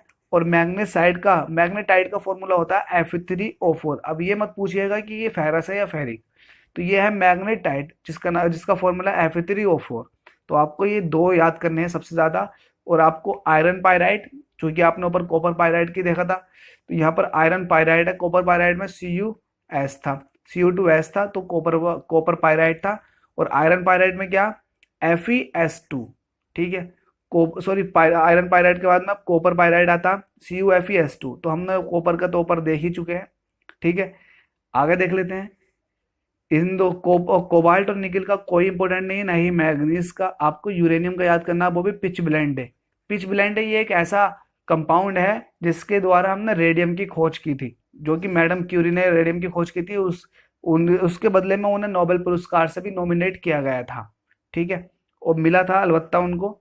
अब देख लेते हैं एलॉय किसको बोलते हैं। तो एलॉय जो होता है ये मेटेलिक, हम दो या दो से अधिक मेटल्स को जब मिला देते हैं, उनको फ्यूज कर देते हैं, पिघला के एक दूसरे के साथ मिला देते हैं, तो जो हमारे पास नेट दोनों के मिक्सचर बनता है, वो कहलाता है हमारे पास एलॉय। तो देखिए एलॉय जो हो सकता है वो होमोजीनियस भी हो सकता है और हेट्रोजीनियस भी हो सकता है। होमोजीनियस कब होगा, जब उसके अंदर थ्रू आउट कॉम्पोनेंट जो होंगे वो सेम होंगे। थ्रू आउट पूरे ही लिक्विड के अंदर हम देखेंगे कि हर जगह से चेक करेंगे, अगर हमें सेम सेम दिखाई देगा मिक्सचर, तो हम क्या कहेंगे कि ये होमोजीनियस है। और अलग अलग दिखाई देगा तो इसको क्या कहेंगे, हेट्रोजीनियस है। तो ये लिक्विड फॉर्म में तो होमोजीनियस होता है, लेकिन जैसे ही सॉलिड में कन्वर्ट हो जाता है तो इसका ये होमोजीनियस हो भी सकता है और नहीं भी हो सकता, कोई गारंटी नहीं होती है इसकी, ठीक है। आगे देखते हैं। इसके बाद देखते हैं कुछ इंपॉर्टेंट एलॉयज हैं और उनके यूज हैं। तो आपको वही इंपॉर्टेंट एलॉय देखने हैं जो बार बार रिपीट होते हैं एग्जाम्स में, और इनका हमें संगठन भी याद करना है कि इनके कौन कौन से कंपोनेंटों से मिलकर ये बना है। जैसे कि अगर हम बात करें ब्रास, तो सबसे ज़्यादा इंपॉर्टेंट तो ये ब्रास भी है। मैं स्टार बना देता हूँ, जो इंपॉर्टेंट है ब्रास है, ब्रोंज है, जर्मन सिल्वर है और रोल्ड गोल्ड है, गन मेटल भी है। ये शुरू के 5 तो इंपॉर्टेंट हैं। डेल्टा मेटल नहीं है, मुंज नहीं है, डच मेटल देखेंगे थोड़ा बहुत, और इसके बाद सोल्डर, और इसके बाद देखना है स्टेनलेस स्टील। इन मेटल को देखेंगे और इनके यूज देखेंगे। तो जल्दी से इनको कवर करते हैं, कौन कौन से जो मैंने इंपॉर्टेंट बताए हैं इन्हीं को ध्यान से पढ़ना है। देखिए ब्रास, ब्रास क्या होती है, आपने देखा ही होगा, पीतल का नाम सुना ही होगा। और पीतल नगरी के मामले में जो जाना जाता है वो जाना जाता है मुरादाबाद, जो कि उत्तर प्रदेश के वेस्ट में है। तो यूपी वेस्ट में मुरादाबाद आता है। मुरादाबाद के अंदर सबसे ज्यादा ब्रास बनता है और इसको हम ब्रास सिटी के नाम से भी जानते हैं। ये भी पूछ लिया जाता है जीके के क्वेश्चन के तौर पे। तो यहाँ पर हम देखने वाले हैं ब्रास। तो ब्रास क्या होता है, ब्रास कैसे बनाई जाती है, जब कॉपर के अंदर जिंक डाल दी जाती है, जब कॉपर के अंदर जिंक डाल दी जाती है तो बन जाता है ब्रास। तो ये ध्यान रखा जाता है कि हमें कॉपर कितना रखना है, और ये भी ध्यान रखा जाता है कि हमें जिंक कितना रखना है। यहाँ पर हमें 70% कॉपर रखना होता है, जिंक रखना होता है 30%। ये हम बाई वेट रखते हैं। 70, अगर हमारे पास 70 ग्राम कॉपर है तो हमें उसमें 30 ग्राम जिंक डालनी होगी ताकि ब्रास बन सके। तो कॉपर 70% और जिंक 30% डाली जाती है और ब्रास बना ली जाती है। इसका यूज हमें बर्तन बनाने में, अटेंसिल्स बनाने में इसका यूज किया जाता है। तो ये बर्तन बनाने में इसका यूज किया जाता है ब्रास का। आपने पीतल के बर्तन देखे होंगे जिन पर जंग नहीं लगती है, ठीक है। अब आता है ब्रोंज। तो ब्रोंज में क्या होता है, कॉपर तो रहती है लेकिन जिंक की जगह टिन का यूज करते हैं। और यहाँ पर कुछ संगठन तो वही रहता है, लेकिन इसमें परसेंटेज अमाउंट चेंज हो जाती है। यहाँ पर कॉपर रहता है लगभग 90%। ब्रॉन्ज के अंदर आपने ब्रॉन्ज मेडल के बारे में सुना होगा, गोल्ड मेडल, सिल्वर मेडल और ब्रॉन्ज मेडल। तो ब्रॉन्ज मेडल के अंदर आप क्या होता है, कॉपर होती है 90% और साथ में टिन होती है 10%। तो इसका जो यूज किया जाता है वो कॉइन्स बनाने में किया जाता है, और कुछ हमारे पास जो घंटियां वगैरह होती हैं उसके बनाने में भी ब्रॉन्ज का इस्तेमाल करते हैं। ठीक है, ब्रॉन्ज जो होता है कुछ डार्क ब्राउन कलर का होता है, आपने देखा ही होगा ब्रॉन्ज को। ब्रास भी थोड़ा पीले कलर का होता है ब्रास। तो ब्रास के अंदर क्या, कॉपर को मिलाया गया है जिंक के साथ, और ब्रॉन्ज के अंदर कॉपर को मिलाया गया है टिन के साथ। अब देखिए जर्मन सिल्वर किसको बोलते हैं, जर्मन सिल्वर किसको बोलते हैं। जर्मन सिल्वर का नाम जो पड़ा था, जर्मन सिल्वर क्यों पड़ा था, इसके पीछे बहुत बड़ी कहानी है। तो जर्मन सिल्वर कहती है जब कॉपर के साथ जिंक को मिला दिया गया। हालांकि हमें पता है कि जब कॉपर के साथ जिंक को मिला देते हैं तो ब्रास बन जाती है, लेकिन इसके साथ निकिल को भी मिलाया गया, और इनके अंदर जो परसेंटेज अमाउंट ली गई वो कुछ इस तरह से ली गई कि कॉपर 60%, जिंक 20% और निकल भी 20%। कॉपर को रखा गया 60%, जिंक और निकल को 20-20% रखा गया। तो इस तरह से जो बनकर निकल गया वो निकल गया हमारे पास एलॉय जर्मन सिल्वर के नाम से। तो इसका यूज भी हम बर्तन बनाने में करते हैं। ठीक है, अब इसके बारे में आता है, अगला आता है रोल्ड गोल्ड। तो रोल्ड गोल्ड कहते हैं कि सोने से कम नहीं और खो जाए तो कोई गम नहीं। तो वो जितने भी हम ज्वेलरी बनाते हैं, नकली ज्वेलरी जो देखने में तो सोने की तरह लगती है लेकिन एक्चुअल में वो सोना नहीं होती है, तो उनको बोलते हैं रोल्ड गोल्ड। रोल्ड गोल्ड के अंदर सबसे ज्यादा जो रहती है वो कॉपर रहती है, कॉपर रहता है 90%, और एल्यूमिनियम रहता है 10%। अभी हमने इससे पहले ब्रास के ऊपर देखा था, ब्रास के अंदर क्या था, कॉपर था 70% और जबकि जिंक लिया था 30%। वहीं अगर बात करें, कॉपर लिया था हमने बाद में 90% और इसके बाद टिन लिया था 10%। ये जो बनी थी ब्रॉन्ज बनी थी, और ये बनी थी ब्रास। अब देखिए यहाँ पर हमने कॉपर तो लिया है 90%, लेकिन अब एल्यूमिनियम ले रहे हैं इसके साथ। तो एल्यूमिनियम लेने से ये बन जाएगा रोल्ड गोल्ड। इसका यूज जो है वह हम ऑर्नामेंट्स बनाने में यूज करते हैं जो कि सस्ते होते हैं। वही खो जाए तो कोई गम नहीं और सोने से कम नहीं। इसके बाद में आता है गन मेटल। तो गन मेटल का जो यूज करते हैं गियर्स बनाने में, बियरिंग्स बनाने में, गन बनाने में इसका यूज करते हैं गन मेटल का। इसके अंदर कॉपर भी होता है, जिंक भी होती है, साथ में लेड और टिन भी डाल दी जाती है। तो कॉपर कॉपर टिन जिंक और लेड का मिश्रण होता है गन मेटल के अंदर। परसेंटेज आपको याद कर सके तो कर ले, 1-1% जिंक और लेड होती है, जबकि 10% टिन और 88% होती है कॉपर। गन मेटल के अंदर सबसे ज्यादा पाई जाती है कॉपर। अभी तक जितने भी हम एलॉय पढ़ते आए हैं उनके अंदर सबसे ज्यादा कॉपर ही मिलाते हैं।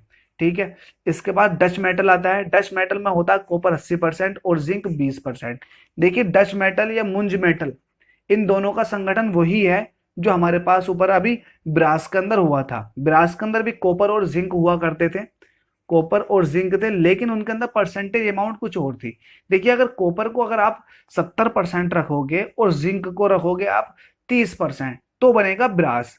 और अगर आप जिंक का अमाउंट बढ़ा दोगे 40 कर दोगे और कॉपर का कर दोगे 60 कम करके, तो इस तरह से बन जाएगा मुंज मेटल। ध्यान रखना है, मुंज मेटल बन जाएगा। इसका यूज भी कॉइन बनाने में करते हैं। और डच मेटल क्या होता है, अगर आप कॉपर का अमाउंट बढ़ा दें, कॉपर का अमाउंट देखिए हमारे पास ब्रास के अंदर तो 70 था, लेकिन अगर 10 और बढ़ा दिया जाए, मतलब कॉपर कर दी जाए 80 और जिंक कर दी जाए 20, तो इस तरह से बनता है, वो बनता है डच मेटल। तो इसके अंदर हम आर्टिफिशियल ऑर्नामेंट्स बनाने में इसका यूज करते हैं। तो आपको डच मेटल और मुंज मेटल पता चल गया होगा। मुंज में आपको क्या करना है, माइनस करना है। किससे माइनस करना है, कॉपर से। किससे माइनस करना है, सॉरी, हमारे पास ब्रास से। ब्रास के अंदर हम 70 लेते हैं कार्बन का, कार्बन कॉपर की जो परसेंटेज लेते हैं वो 70 लेते हैं। तो 70 से मुंज मेटल मतलब माइनस, एम फॉर मुंज, एम फॉर माइनस, तो हमें माइनस करना 10, कितना बचेगा, 60 बचेगा। तो परसेंटेज ऐसे याद कर सकते हैं। तो मुंज मेटल के अंदर जो कॉपर की परसेंटेज रहती है वो 60 रहती है, टोटल परसेंटेज तो 100% रहती है। तो इसका मतलब जो जिंक होगी वो कितने परसेंट होगी, 40%। तो मुंज मेटल के अंदर कितना होता है कॉपर, 60%। वहीं अगर डच मेटल की बात की जाए तो डच मेटल में जो होता है इंक्रीज हो जाता है 10% से। कॉपर हम ब्रास के रेस्पेक्ट में बोल रहे हैं कितने परसेंट बढ़ रहा है, कितने परसेंट घट रहा है। तो ब्रास में कितना होता है, 70% होता है। तो मुंज मेटल में माइनस हो गया 10 से। अगर वही बात करेंगे डच मेटल की, तो डच मेटल में 10% बढ़ जाता है, 80% हो जाता है कॉपर, और वहीं 20% बचता है जिंक।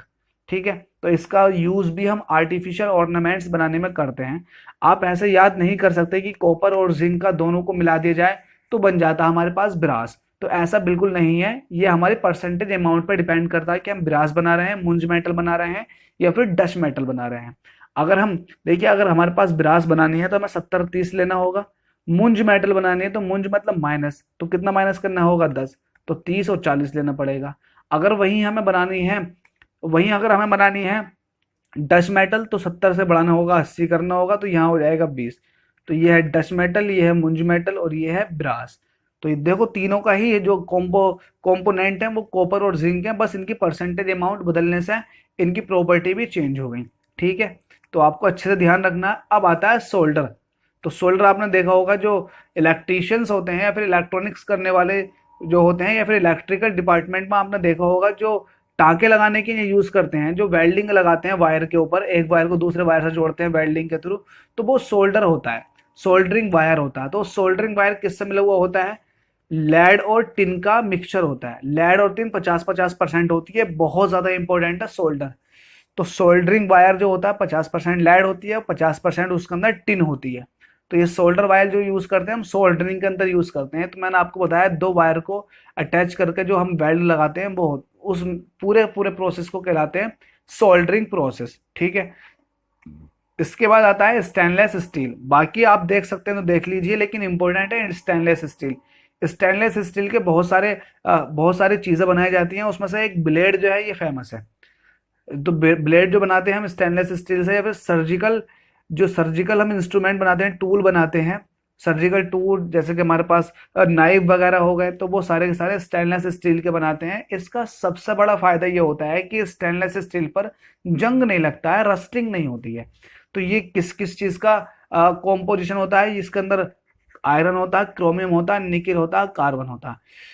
तो इसको आप ट्रिक से याद कर सकते हैं, क्योंकि स्टेनलेस स्टील है, सबसे लंबा है और इंपॉर्टेंट भी है। तो इसकी ट्रिक ये है, फिर कर निक्का। देखिए मुस्लिम समाज के अंदर निकाह होता है, तो निकाह की बात कर रहे हैं, फिर कर निकाह, फिर कर निकाह। तो आपको पता लग गया होगा फिर कर निकाह। तो फिर कर निकाह मतलब फिर मतलब आयरन, कर मतलब क्रोमियम, नी मतलब निकिल और का मतलब कार्बन। फिर कर निकाह। तो ये है स्टेनलेस स्टील का एक मतलब इसको जो है इसके कॉम्पोजिशन का हमने बता दिया। अब यहाँ पर याद कीजिएगा, सबसे ज्यादा जो पाया जाता है वो होता है इसके अंदर आयरन। हालांकि आपसे ये भी पूछ सकता है कि सबसे ज्यादा कौन सा होता है, या ये भी पूछ सकता है कि स्टेनलेस स्टील में इनमें से चार ऑप्शन दे देगा और ये पूछेगा कि इनमें से कौन सी मेटल स्टेनलेस स्टील के अंदर होती है। तो आपको ध्यान से आंसर देना, आयरन, क्रोमियम, निकिल, कार्बन। फिर कर निका, आप इसको लिख लें। फिर मैं लिख के दिखा देता हूं, फिर कर नी कहा, फिर कर निका। तो दोबारा से करना, मतलब फिर कर निका। फी मतलब आयरन, कर मतलब क्रोमियम, नी मतलब निकिल और का मतलब कार्बन। तो फिर कर निका ये स्टेनलेस स्टील का ये कंपोनेंट है। ठीक है, आयरन, क्रोमियम, निकिल, कार्बन। तो यहाँ पर कुछ जो इंपॉर्टेंट हैं वो हमने सारे के सारे एलॉय पढ़ लिए हैं। अब इसके बाद में आता है अमलगम। तो अमलगम भी एक एलॉय है जिसके अंदर जो मेन कंपोनेंट होता है वो होता है मरकरी। मैं बता चुका था हालांकि। तो मरकरी होती है उसके अंदर मिली हुई, तो हमारा कहलाता है अमलगम। ये मरकरी एक ऐसी अकेली मेटल है जो पीरियोडिक टेबल में नॉर्मल टेम्परेचर पर लिक्विड फॉर्म में पाई जाती है। ये भी याद करना बहुत जरूरी है, क्योंकि लिक्विड फॉर्म में बता देता, पूछ लेता है कि ऐसी कौन सी मेटल है पीरियोडिक टेबल में जो रूम टेम्परेचर पर लिक्विड फॉर्म में पाई जाती है, जिसकी डेंसिटी थोड़ी हाई है। तो वो है मरकरी। क्वेश्चन दोबारा इस तरह से फ्रेम किया जाता है कि ऐसी कौन सी नॉन मेटल है जो लिक्विड स्टेट में पाई जाती है नॉर्मल टेम्परेचर पर। तो वो है ब्रोमीन, जो कि हेलोजन ग्रुप के अंदर पाई जाती है। ठीक है, अब यहाँ पर कुछ इंपॉर्टेंट कंपाउंड्स आते हैं और मेटल और नॉन मेटल के कुछ इंपॉर्टेंट कंपाउंड्स हैं और उनके यूजेस हैं। तो यहाँ पर हम जल्दी जल्दी कवर करेंगे, और हमें इनके फॉर्मूले तो पता ही हैं, जैसा हम एक बार रीड करेंगे हमको सारे फॉर्मूले पता चलते चले जाएंगे। क्योंकि मैं आपको बता चुका हूँ कि आयरन की कितनी वैलेंसी होती है, एक तो होती है +2 और आयरन की होती है +3। जब आयरन की +2 होती है तो ये आयरन कहलाता है क्यूप्रस और ये कहलाता है क्यूप्रिक, सॉरी ये कहलाता है फेरस और ये कहलाता है फेरिक।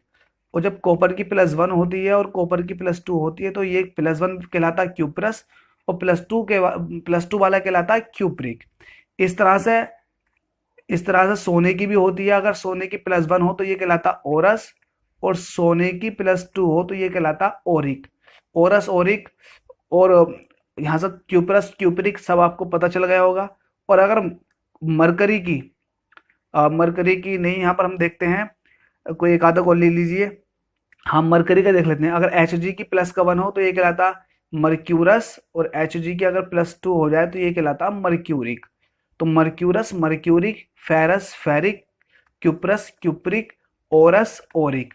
तो ये सब आपको पता चल गए। ठीक है, अब यहाँ पर देखते हैं फेरस ऑक्साइड। तो ऑक्साइड की तो आपको पता ही है, क्योंकि ऑक्सीजन फैमिली का है ये ग्रुप। ऑक्सीजन फैमिली के अंदर पाया जाता है ऑक्सीजन। ऑक्सीजन फैमिली पूरे एलिमेंट क्या है? Oxygen, sulphur, selenium, tellurium, polonium. तो oxygen, sulphur, selenium, tellurium, polonium, इन सब की वैलेंसी होती है 2 ग्राउंड स्टेट में। तो देखिए फेरस ऑक्साइड, तो आपको फेरस ऑक्साइड अगर दे देगा तो उसका फॉर्मूला कैसा बना है? आपको पता है फेरस की कितनी होती है? 2 होती है। ठीक है, ऑक्साइड की कितनी होती है? 2। तो 2 से 2 कट जाएगा, बचेगा क्या? FeO। तो FeO ऐसे लिख दीजिए, बन जाएगा फेरस ऑक्साइड। इसका यूज जो है वो काल और ग्रीन गिलास बनाने में किया जाता है, और फेरस साल्ट बनाने में भी इसका यूज किया जाता है। वहीं अगर फेरिक ऑक्साइड की बात करोगे तो ये होता है Fe3O4। Fe3O4 होता है, ये हमने अभी देखा भी था। हमने कुछ मैग्नेटाइट भी देखे थे। मैग्नेटाइट, ये जितने भी आयरन के और थे जिनके बारे में अभी डिस्कस किया था, इंपॉर्टेंट और थे, उनके बारे में हमने वहां भी देखा था ये फेरिक ऑक्साइड। तो फेरिक ऑक्साइड का हम जो यूज करते हैं वो फेरिक साल्ट बनाने में भी, स्लाइड बनाने में भी यूज करते हैं, और ऑर्नामेंट बनाने में भी इसका यूज किया जाता है। वहीं अगर फेरस सल्फेट की बात की जाए तो ये मोहर साल्ट बनाने में इसका यूज किया जाता है, फेरस सल्फेट। तो FeSO4.7H2O को बोलते हैं फेरस सल्फेट, जो कि एक कॉम्प्लेक्स कंपाउंड की फॉर्म में पाया जाता है, और इसको हम डाई इंडस्ट्री में भी यूज करते हैं। वहीं फेरिक हाइड्रोक्साइड, आपको पता है फेरिक की कितनी होती है? 3 होती है, और हाइड्रोक्साइड की होती है 1। तो ये हो जाता है FeOH का होल थ्राइस। तो Fe की हो गई 1 और H की हो गई 3, क्रॉस मल्टीप्लाई करोगे तो Fe के साथ हो जाएगा 3, सॉरी Fe की होती है 3 और OH की होती है 1, तो ये क्रॉस मल्टीप्लाई करोगे तो Fe हो जाएगा 1 और OH हो जाएगा 3, मतलब फेरिक हाइड्रोक्साइड। आयोडीन का आपको पता ही होगा, सिंपल फॉर्म क्या होती है? I2 होती है। इसका यूज टिंचर ऑफ आयोडीन बनाने में करते हैं।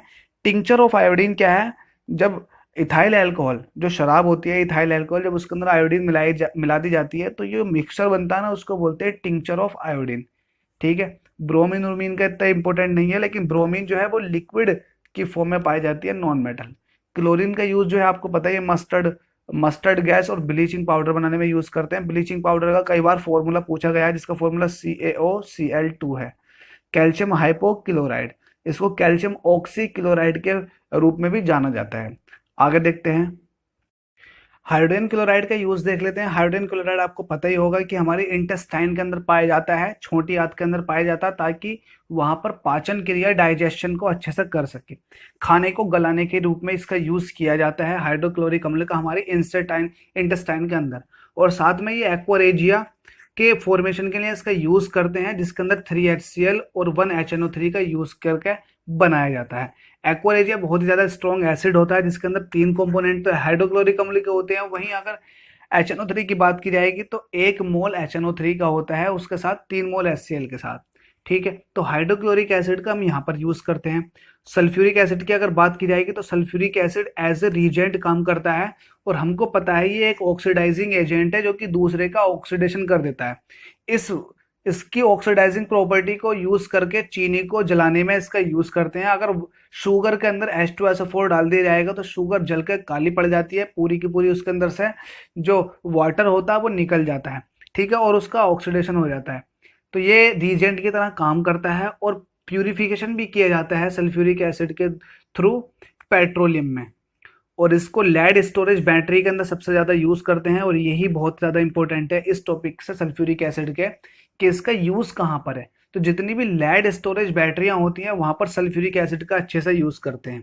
ठीक है, जितनी भी लेड स्टोरेज बैटरियां होती हैं, आप देख लें वहां पर H2SO4 का यूज करेंगे। अगर भाई सल्फर डाइऑक्साइड की बात की जाए तो सल्फर डाइऑक्साइड ये एक ब्लीचिंग का काम करती है। ब्लीचिंग का मतलब ये होता है किसी भी चीज का कलर को उड़ा देना, कलर को चेंज कर देना। तो ये ब्लीचिंग एजेंट की तरह काम करती है। ठीक है, यही ब्लीचिंग वाला है, इसका इंपॉर्टेंट है। इसके बाद आता है हाइड्रोजन सल्फाइड। तो हाइड्रोजन सल्फाइड ये भी एक तरह का रंग उड़ाने का काम करती है।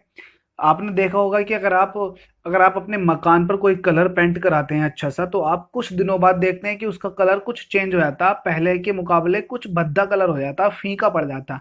तो वो जो फीका कलर हुआ है एटमॉस्फेयर में प्रेजेंस H2S की वजह से हुआ है। H2S ने उसका रिडक्शन कर दिया। तो H2S जो है इस तरह से जो है किसी भी कलर को उड़ाने का काम करती है H2S, हाइड्रोजन सल्फाइड।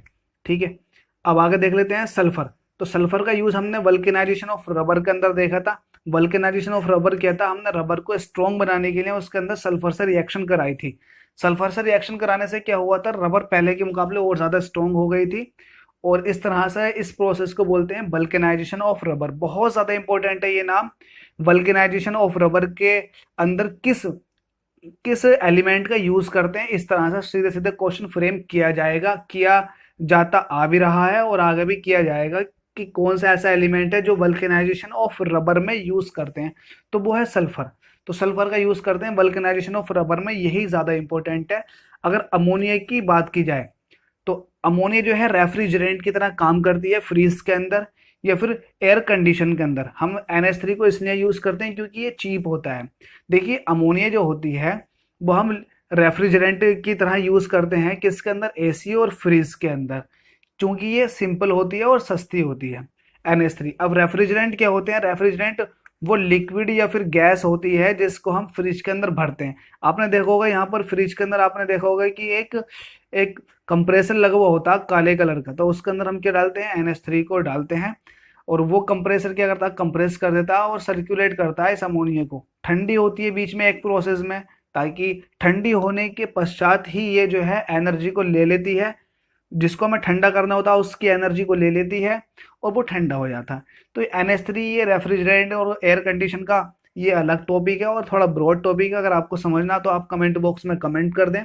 अमोनिया का use as a refrigerant use किया जाता है, एयर कंडीशन के रूप में यूज किया जाता है, एसी में या फिर फ्रीज के अंदर इसका इस्तेमाल किया जाता है या फिर आइस फैक्ट्री के अंदर इसका इस्तेमाल करते हैं। वहीं अगर फास्फोरस की बात की जाए तो फास्फोरस जितनी मैच इंडस्ट्री होती है, माचिस बनाने वाली इंडस्ट्री होती है, वहां पर यूज किया जाता है इसका। ठीक है, और अगर प्रोड्यूसर गैस की बात की जाए तो मैंने बताया था, आपको याद भी कराई थी कि प्रोड्यूसर गैस किन किन चीज़ों से मिलकर बनी होती है। जब कार्बन मोनोऑक्साइड को नाइट्रोजन के साथ मिला देते हैं तो वो हो जाती है प्रोड्यूसर गैस। एक्चुअल में हुआ क्या था, जो हमारे पास कोक थी उस पर नाइट्रोजन को फ्लो कराया गया था। कोक क्या है, कार्बन है। जब कार्बन को नाइट्रोजन के साथ फ्लो कराया गया, गर्म कोक पर नाइट्रोजन डाले गए तो कार्बन मोनोऑक्साइड प्लस नाइट्रोजन का एक मिक्सचर बन गया जिसको प्रोड्यूसर गैस कहते हैं। और ये बहुत ही सस्ता और बहुत ही अच्छा फ्यूल होता है। अगर कार्बन कोक के ऊपर अगर वाटर को फ्लो कराया जाता है, डाला जाता है, तो वहां पर जो बनती है वो बनती है वाटर गैस, जिसका कॉम्पोजिशन है कार्बन मोनोऑक्साइड और हाइड्रोजन। जब कार्बन मोनोऑक्साइड हाइड्रोजन प्लस इसके अंदर अगर CH4 हो जाए तो ये होती है कोल गैस। कोल गैस क्या होती है, carbon monoxide plus H2 plus CH4। ये हमने फ्यूल के अंदर अच्छे से एक्सप्लेन किया था। अगर carbon monoxide plus H2 plus CH4 के साथ साथ इसके अंदर एथिलीन हो जाए, C2H4 हो जाए, तो ये अब कहलाती है ये ऑयल गैस। ठीक है, तो आपको सारी गैसेस मैंने वहां पर याद कराई हैं, आप एक बार वीडियो देख लें। छोटी वीडियो है, मजेदार वीडियो है, जिस तरह से ये वीडियो है। तो कोल गैस का इस्तेमाल आपको पता चल गया होगा, एज ए फ्यूल यूज करते हैं। वाटर गैस भी एज ए फ्यूल यूज करते हैं। अब नाइट्रस ऑक्साइड इंपॉर्टेंट है। नाइट्रस ऑक्साइड को बोलते हैं लाफिंग गैस। आपसे पूछेगा कि लाफिंग गैस का यूज कहाँ होता है, तो सर्जरी के अंदर इसका यूज किया जाता है। सर्जरी के अंदर बेहोशी के लिए यूज किया जाता है N2O का, नाइट्रस ऑक्साइड का। लाफिंग गैस का सर्जरी के अंदर यूज करते हैं और ये लाफिंग गैस है N2O। ठीक है, बहुत बार पूछी गई है, इसको ध्यान रखें। अब कार्बन डाइऑक्साइड का यूज कहाँ करते हैं, सोडा वाटर जितने भी होते हैं वहां पर कार्बन डाइऑक्साइड का यूज करते हैं। और फायर एक्सटिंग्विशर के अंदर भी इसका यूज करते हैं। जो आग बुझाने वाले यंत्र होते हैं उनको बोलते हैं फायर एक्सटिंग्विशर, तो उनके अंदर भी इसका यूज करते हैं। कार्बन डाइऑक्साइड का यूज करना फायर एक्सटिंग्विशर में इसलिए किया जाता है क्योंकि कार्बन डाइऑक्साइड एक ऐसा इन्वायरमेंट बना लेती है जहां पर आग होती है कि वहां से ऑक्सीजन की अमाउंट कम हो जाती है और प्योर कार्बन डाइऑक्साइड बचती है, जिसकी वजह से आग को ऑक्सीजन नहीं मिल पाती है। ऑक्सीजन ना मिलने की वजह से आग बुझ जाती है। ठीक है, कार्बन डाइऑक्साइड का यूज कर सकते हैं आप आग को बुझाने के लिए। वहीं कार्बन मोनोऑक्साइड की बात करें तो ये फॉस्जीन बनाने में यूज किया जाता है। फॉस्जीन का फॉर्मूला बहुत ही ज्यादा इंपॉर्टेंट है, COCl2 को बोलते हैं फॉस्जीन। एक होती है फास्फीन जो कि PH3 को बोलते हैं, तो ये होती है फास्फीन और ये होती है फॉस्जीन। तो फॉस्जीन को आप याद रखना, COCl2 को बोलते हैं फॉस्जीन और PH3 को बोलते हैं फास्फीन। ठीक है, ग्रेफाइट का यूज कहाँ करते हैं? इलेक्ट्रोड्स बनाने में यूज करते हैं, पेंसिल बनाने में यूज करते हैं, पेंसिल की जो नीब होती है उसको, और पेंसिल के अंदर जो रोड बड़ी हुई होती है उसको बनाने में यूज करते हैं। डायमंड का यूज आपने ऑर्नामेंट्स बनाने में देखा होगा कि जो गले के हार होते हैं उसके अंदर डायमंड का यूज करते हैं, और गिलास को काटने के लिए टूल होते हैं उसके अंदर भी डायमंड का यूज करते हैं। एलम की अगर बात की जाए तो ये है potash alum, potassium sulphate aluminium sulphate का whole thrice into 24H2O, K2SO4 Al2SO4 का होल थ्राइस इंटू 24H2O। ये वाटर को प्यूरिफाई करने में पहले यूज किया जाता था इसका, लेकिन अब इतना यूज नहीं किया जाता। अब इसका लेदर इंडस्ट्री में इसका यूज किया जाता है चमड़े को अच्छा करने के लिए और चमड़े को गलने से बचाने के लिए। ठीक है, अब इसके बाद आता है एल्यूमिनियम सल्फेट। तो एल्यूमिनियम सल्फेट फायर एक्सटिंग्विशर में इसका भी यूज करते हैं। एनहाइड्रस एल्यूमिनियम क्लोराइड का यूज जो है इसको हम एज ए उत्प्रेरक की तरह भी काम करते हैं। उत्प्रेरक क्या होते हैं मैं आपको बता ही चुका हूँ। उत्प्रेरक जितने भी होते हैं कैटलिस्ट बोलते हैं उनको, कैटलिस्ट की प्रॉपर्टी आपको बता ही चुका हूँ, जो रेट ऑफ रिएक्शन को घटा और बढ़ा देते हैं उनको बोलते हैं कैटलिस्ट। तो एनहाइड्रस एल्यूमिनियम क्लोराइड का यूज हम एज ए कैटलिस्ट भी यूज करते हैं, और पेट्रोलियम की क्रैकिंग में भी इसका यूज किया जाता है। मर्क्यूरिक क्लोराइड, देखो मैंने आपको मर्क्यूरिक और मर्क्यूरस के बारे में बताया था। जब Hg की प्लस का 1 वैलेंसी होती है तो ये मर्क्यूरस कहलाता है, और जब Hg की प्लस का 2 होती है तो ये कहलाता है मर्क्यूरिक। वैलेंसी को हालांकि प्लस माइनस के साथ नहीं बोला जाता है, वैलेंसी को सिर्फ उसकी क्वांटिटी के साथ बोला जाता है, जैसे कि 2 या फिर 1। और जो ऑक्सीडेशन नंबर होता है उनको प्लस माइनस के साथ बोला जाता है, हालांकि चार्ज को भी प्लस माइनस के साथ बोला जाता है।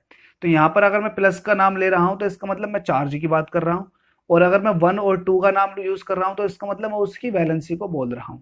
ठीक है, आगे देखते हैं मर्क्यूरिक ऑक्साइड। देखिए आपको बता ही चुका हूँ मर्क्यूरिक की कितनी होती है, 2 होती है। तो HgO जो होता है मर्क्यूरिक ऑक्साइड कहलाता है। ये एक पॉइजन है, ये एक पॉइजन है, बहुत बड़ा जहर है HgO। इसे पीते ही आदमी खत्म हो जाता है। ठीक है, और मरकरी का इस्तेमाल कहाँ करते हैं? थर्मोमीटर के अंदर इसका यूज करते हैं, अमलगम बनाने के लिए इसका यूज करते हैं, और स्फिग्नोमैनोमीटर जो कि प्रेशर नापता है, ब्लड प्रेशर को मेजर करता है, उसके अंदर भी इसका यूज किया जाता है। ठीक है, और जिंक सल्फाइड जिसको हम ZnS बोलते हैं, इसको ये होता है वाइट पिगमेंट, ये होता है वाइट पिगमेंट। अब जिंक सल्फेट की बात करते हैं जिसको हम व्हाइट विट्रोल के नाम से जानते हैं। ये नाम जो है इंपॉर्टेंट है, व्हाइट विट्रोल पूछा जाता है क्वेश्चन में कि व्हाइट विट्रोल क्या होता है, तो जिंक सल्फेट इंटू 7H2O जो होता है व्हाइट विट्रोल होता है, और ब्लू विट्रोल होता है FeSO4.7H2O। तो दोनों ध्यान रखना है, ये ब्लू विट्रोल है और ये व्हाइट विट्रोल है। ठीक है, जिंक क्लोराइड ये इतना इंपॉर्टेंट नहीं है, टेक्सटाइल इंडस्ट्री में यूज करते हैं। जिंक ऑक्साइड ये ऑइंटमेंट के लिए यूज करते हैं, इतना इंपॉर्टेंट नहीं है। जिंक का यूज जो करते हैं बैटरियों के अंदर करते हैं इलेक्ट्रोड बनाने के लिए। जिस तरह से हम ग्रेफाइट का यूज करते हैं इलेक्ट्रोड बनाने के लिए, उसी तरह से जिंक का इस्तेमाल भी करते हैं इलेक्ट्रोड बनाने के लिए। अगर मैं आपको ड्राई सेल की बात करूं तो ड्राई सेल के ऊपर आपने कैप लगा हुआ देखा होगा, और ड्राई सेल वो सेल होते हैं जो एक बार यूज करने के बाद उनको फेंक दिया जाता है। तो उनके अंदर जो प्लस वाली रोड होती है बीच वाली, वो होती है कार्बन की रोड, इसके अंदर काली काली पड़ी हुई, और जो पूरा का पूरा बाकी कवर बना हुआ होता है, केसिंग बना हुई होती है, वो जिंक की बनी हुई होती है। तो जिंक यहाँ पर कैथोड का वर्क करता है। वहीं अगर एनोड की बात की जाएगी तो कार्बन की रोड एनोड का वर्क करती है। तो ये जिंक की केसिंग मतलब बैटरी के अंदर इसका यूज कर रहे हैं। तो ये एक बैटरी है जिसके अंदर जिंक का यूज करते हैं। ठीक है, अब आता है कैल्शियम कार्बाइड। तो कैल्शियम कार्बाइड क्या होती है? कैल्शियम कार्बाइड ये एसिटिलीन गैस के संरक्षण में इसका यूज किया जाता है कैल्शियम कार्बाइड का। जो एसिटिलीन गैस के सिलेंडर होते हैं उसके अंदर कैल्शियम कार्बाइड के अंदर जो होते हैं ना, जाली पड़ी हुई होती है, वो कैल्शियम कार्बाइड की जाली यूज इसलिए करते हैं ताकि प्रेशर को न्यूट्रलाइज कर सके, क्योंकि थोड़ा सा प्रेशर चेंज होने की वजह से ही एसिटिलीन गैस फट जाती है, सिलेंडर उसके फट जाते हैं। ठीक है, तो वहां पर इसका यूज करते हैं। ब्लीचिंग पाउडर को मैं आपको बता चुका हूँ, ये ब्लीचिंग एक्शन के लिए, रंग उड़ाने के लिए यूज किया जाता है। बहुत सारे लोग इसे बालों पर लगाते हैं ताकि उनके बालों का कलर चेंज हो जाए। प्लास्टर ऑफ पेरिस मैंने आपको वहीं समझाया था। प्लास्टर ऑफ पेरिस क्या होता है? यहाँ पर 2 नहीं आएगा। कैल्शियम सल्फेट जब 2 लिया जाए तो वाटर 1 लिया जाता है। जब कैल्शियम सल्फेट 1 लिया जाता है तो वहां पर वाटर आधा लिया जाता है। अल्टीमेटली इसके अमाउंट का आधा लिया जाएगा यहाँ पर वाटर, तो वो बनेगा प्लास्टर ऑफ पेरिस। ठीक है, अगला आता है कैल्शियम सल्फेट। तो प्लास्टर ऑफ पेरिस का स्टैचू बनाने के लिए सर्जरी के अंदर आपने देखा होगा प्लास्टर जो चढ़ता है, वो प्लास्टर ऑफ पेरिस ही होता है, और घरों में डिजाइनिंग बनाने में भी प्लास्टर ऑफ पेरिस का यूज किया जाता है। कैल्शियम सल्फेट की बात करें तो कैल्शियम सल्फेट इंटू 2H2O ये होता है जिप्सम, जिसको सीमेंट इंडस्ट्री में यूज करते हैं। जिप्सम को सीमेंट इंडस्ट्री में यूज करने का फायदा ये होता है कि ये जल्दी जमने की कोशिश करता है और स्ट्रोंगली जमता है, धीरे धीरे धीरे धीरे जमता है और स्ट्रोंगली जमता है, स्ट्रोंगली जमता है, ये इंपॉर्टेंट है। इसके बाद आता है कैल्शियम कार्बोनेट। कैल्शियम कार्बोनेट को हम लाइम भी बोलते हैं, कैल्शियम कार्बोनेट को लाइम बोलते हैं, ये इंपॉर्टेंट है। आपसे सीधे लाइम का फॉर्मूला पूछेगा तो कैल्शियम कार्बोनेट को बोलते हैं लाइम, ठीक है। कैल्शियम कार्बोनेट को क्या बोलते हैं? लाइम, आपको ध्यान रखना। कॉपर सल्फेट की अगर बात की जाए तो कॉपर सल्फेट इंटू 5H2O को हम यूज करते हैं एज ए इलेक्ट्रोलाइट। इलेक्ट्रोलाइट किसके अंदर यूज किया जाता है? इलेक्ट्रोलाइट्स किया जाता है सेल के अंदर यूज, जहां पर हमें इलेक्ट्रिसिटी पास करानी होती है, या फिर जहां से हमें कोई मेटल को निकालना होता है, मेटल के एक्सट्रेशन में, मेटलर्जी में हम यूज करते हैं। कॉपर सल्फेट का सॉल्यूशन जो होता है एक अच्छा इलेक्ट्रिक कंडक्टिंग होता है, उसके अंदर से इलेक्ट्रिसिटी पास हो जाती है और ये अच्छा इलेक्ट्रोलाइट भी कहलाता है। तो कॉपर सल्फेट इंटू 5H2O जो कि ब्लू कलर का होता है, इलेक्ट्रिक सेल के अंदर इसका यूज किया जाता है, ठीक है। तो कॉपर सल्फेट ये इंपॉर्टेंट है, ध्यान रखें। वहीं अगर क्यूप्रस ऑक्साइड की बात करें तो मैं आपको बता ही चुका था, वहां पर क्यूप्रस ऑक्साइड में ये ग्रीन गिलास बनाने में यूज किया जाता है। वहीं अगर क्यूप्रा यहाँ पर क्यूप्रस ऑक्साइड है, ये सॉरी क्यूप्रिक ऑक्साइड ये है, और ये क्यूप्रस ऑक्साइड है, क्योंकि कॉपर की दो होती हैं, एक तो कॉपर+1 और कॉपर+2। जब कॉपर+1 होता है तो ये क्यूप्रस कहलाता है, जब कॉपर+2 होता है तो ये क्यूप्रिक कहलाता है। तो यहाँ पर कॉपर की 1 है और ऑक्साइड की देखो, कॉपर की है 1 और ऑक्साइड की 2 है, क्रॉस मल्टीप्लाई करेंगे तो क्या हो जाएगा? Cu2O निकल आएगा। तो क्यूप्रस ऑक्साइड का रेड ग्लास में भी यूज करते हैं, और क्यूप्रस ऑक्साइड आपको पता ही होगा, इसको हमने वहां पर जब हम कॉपर के और पढ़ रहे थे तो हमने वहां पर इसको क्यूप्राइट के नाम से पढ़ा था। तो ये आयरन कॉपर का और है, क्यूप्राइट के नाम से ये जाना जाता है, ठीक है। तो रेड ग्लास बनाने में इसका यूज करते हैं। और अगर प्योर कॉपर की बात की जाएगी तो प्योर कॉपर का यूज हम इलेक्ट्रिक वायर के रूप में देखते हैं। इलेक्ट्रिक वायर इसलिए बनाए जाते हैं क्योंकि कॉपर का रेजिस्टेंस जो होता है बहुत कम होता है, कंडक्टिविटी बहुत ज्यादा होती है। वहीं अगर सोडियम नाइट्रेट की बात करेंगे तो हमने वहां पर इसको याद किया था, जब हम सोडियम के और पढ़ रहे थे तो हमने वहां चिली साल्ट पीटर के नाम से याद किया था। तो सोडियम नाइट्रेट को चिली साल्ट पीटर के रूप में जानते हैं, और ये नाइट्रोजन इसके अंदर भरपूर मात्रा में होती है, तो इसलिए इसका यूज फर्टिलाइजर के रूप में किया जाता है।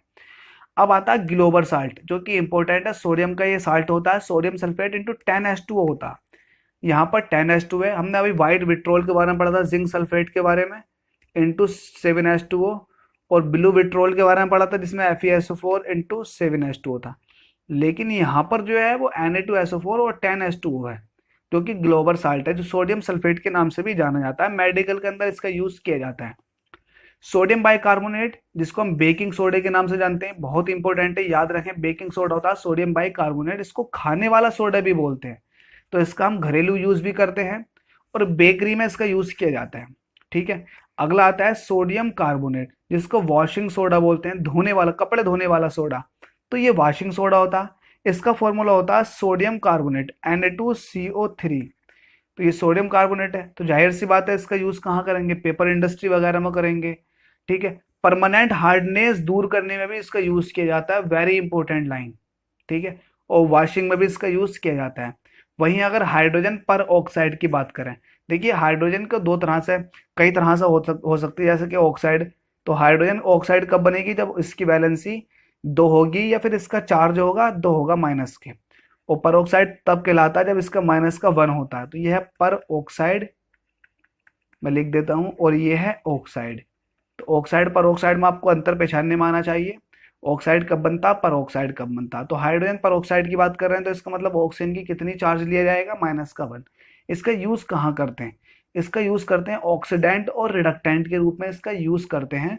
और हाइड्रोजन पर ऑक्साइड का यूज वहां पर भी किया जाता है जिन चीजों को हमें बहुत लॉन्ग टाइम तक सुरक्षित करना होता है, तो उसके ऊपर लैपिंग कर दी जाती है हाइड्रोजन पर ऑक्साइड की।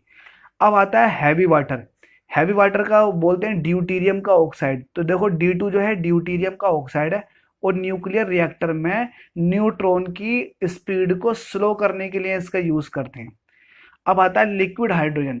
तो लिक्विड हाइड्रोजन का यूज जो है रॉकेट में एज ए फ्यूल की तरह काम करते हैं, क्योंकि एक तो लिक्विड फॉर्म में है ये, और लिक्विड फॉर्म में और हल्की भी होती है, तो बहुत हल्का हो जाएगा लिक्विड हाइड्रोजन और ज़्यादा अमाउंट में हमारे पास फ्यूल इकट्ठा भी हो जाएगा।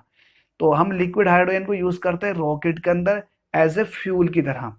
और एक खास बात और है लिक्विड हाइड्रोजन की कि ये ऑक्सीजन के साथ रिएक्शन करके ये वाटर बना लेती है, क्योंकि आपको पता ही है कि हाइड्रोजन की अगर रिएक्शन वाटर के साथ हो जाए तो हाइड्रोजन ऑक्साइड बन जाता है जो कि वाटर है। तो ये हमने सब कुछ डिस्कस कर लिया है। यहाँ पर हमने पूरा का पूरा मेटलर्जिकल प्रोसेस देखे हैं। हमने सबसे पहले मेटलर्जी में क्या चेक किया था, मैं आपको एक बार रिव्यू करा देता हूँ पूरे ही चैप्टर का जो हमने डिस्कस किया है। तो सबसे पहले हमने डिस्कस किया था उसके अंदर कि फ्लक्स क्या होते हैं, गैंग क्या होता है और सिलैक क्या होता है। इनके बारे में डिस्कस करने के बाद में हमने फिर देखा था कि सबसे पहला जो प्रोसेस था हमारे पास ओर के थ्रू मेटल को प्राप्त करने का सबसे पहला प्रोसेस था ग्राइंडिंग, जो कि बुक में नहीं दे रखा, मैंने एक्स्ट्रा बताया था। ग्राइंडिंग के बाद हमने फिर उसके अंदर से जो इम्प्योरिटीज थी पत्थर कंकड़ दूर करने के लिए हमने कुछ मेथड्स लगाए, जैसे कि ग्रेविटी सेपरेशन हो गया, ये मेथड लगाया, मैग्नेटिक सेपरेशन हो गया, या फिर फ्रोथ फ्लोटेशन हो गया। इन मेथड से हमने जितनी भी इम्प्योरिटीज थे पत्थर कंकड़ जितना भी गैंग था वो दूर कर दिया। इसके बाद कुछ नमी बच जाती है, कुछ मॉइस्चर बच जाता है और हमारे पास ओर के अंदर, तो उसको दूर करने के लिए हमने कैल्सिनेशन यूज किया या फिर रोस्टिंग यूज की। कैल्सिनेशन में अब्सेंस ऑफ ऑक्सीजन ली जाती है, अब्सेंस ऑफ एयर ली जाती है, जबकि रोस्टिंग में प्रेजेंस ऑफ एयर ली जाती है। कैल्सिनेशन में हमने कार्बन डाइऑक्साइड या फिर नमी की इम्प्यूरिटी को दूर किया था। वहीं अगर रोस्टिंग की बात करेंगे तो रोस्टिंग में हमने क्या कॉपर सल्फेट बनाया था या फिर हमने उसका क्या किया था, हमने ऑक्साइड बनाए थे। इसके बाद एक प्रोसेस आया था स्मेल्टिंग। स्मेल्टिंग में हमने कार्बन के साथ रिएक्शन करके, जैसे कि आयरन ऑक्साइड है तो कार्बन के साथ रिएक्शन करके कार्बन ने ऑक्सीजन के साथ रिएक्शन करके कार्बन मोनो बना दिया था और वहीं पर आयरन बच गया था। तो इस तरह से हमने एक तो वहां पर आयरन का देखा था, दूसरा देखा था लेड का। तो हमने वहां दो तरह की हमने मेटलर्जी की थी। तो ये पूरे के पूरे प्रोसेस कहलाते हैं मेटलर्जिकल प्रोसेस। चूंकि हमें पता है मेटलर्जी जो की जाती है किसी और पे की जाती है, तो हमने फिर और याद की है जो इंपॉर्टेंट और थे। इंपॉर्टेंट और याद किए अलग अलग मेटल्स के और उनके यूज भी देखे। उसके बाद हमने एलोय के बारे में डिस्कशन किया, एलोय क्या होते हैं। फिर हमने अलग अलग एलोय पढ़े जो कि इंपॉर्टेंट थे। मैंने आपको कुछ बताया, मोन्स मेटल के बारे में बताया, डच मेटल के बारे में बताया, ब्रास के बारे में बताया, ब्रोंज के बारे में बताया, कहाँ कहाँ यूज होती हैं, जो बुक में भी नहीं दे रखा उससे अलग अलग नॉलेज दी है मैंने आपको। तो ये सब चीज हमने डिस्कस करने के बाद में कुछ इंपॉर्टेंट हमारे पास ऑक्साइड थे। वो ऑक्साइड मेटल के भी हैं और नॉन मेटल के भी हैं, उनके हमने सारे ही ऑक्साइडों के यूज देखे हैं बहुत ही अच्छी तरीके से, और हमें आई थिंक याद भी हो चुके हैं। वीडियो को जब आपकी वीडियो पूरी कंप्लीट हो जाएगी तो आपको खुद फील हो जाएगा कि आपके कितने याद हो चुका है। तो ये चैप्टर पूरा खत्म हो चुका है, उम्मीद है आपको बेहद पसंद आया होगा। अगर पसंद आया है चैप्टर तो प्लीज कमेंट बॉक्स में कमेंट कर दें और इस वीडियो को लाइक भी कर दें। और आपसे निवेदन है कि अगर आप पहली बार वीडियो देख रहे हैं तो हमारे इस चैनल को सब्सक्राइब कर दीजिए, और अगर आपने सब्सक्राइब कर लिया है तो आपका बहुत बहुत धन्यवाद।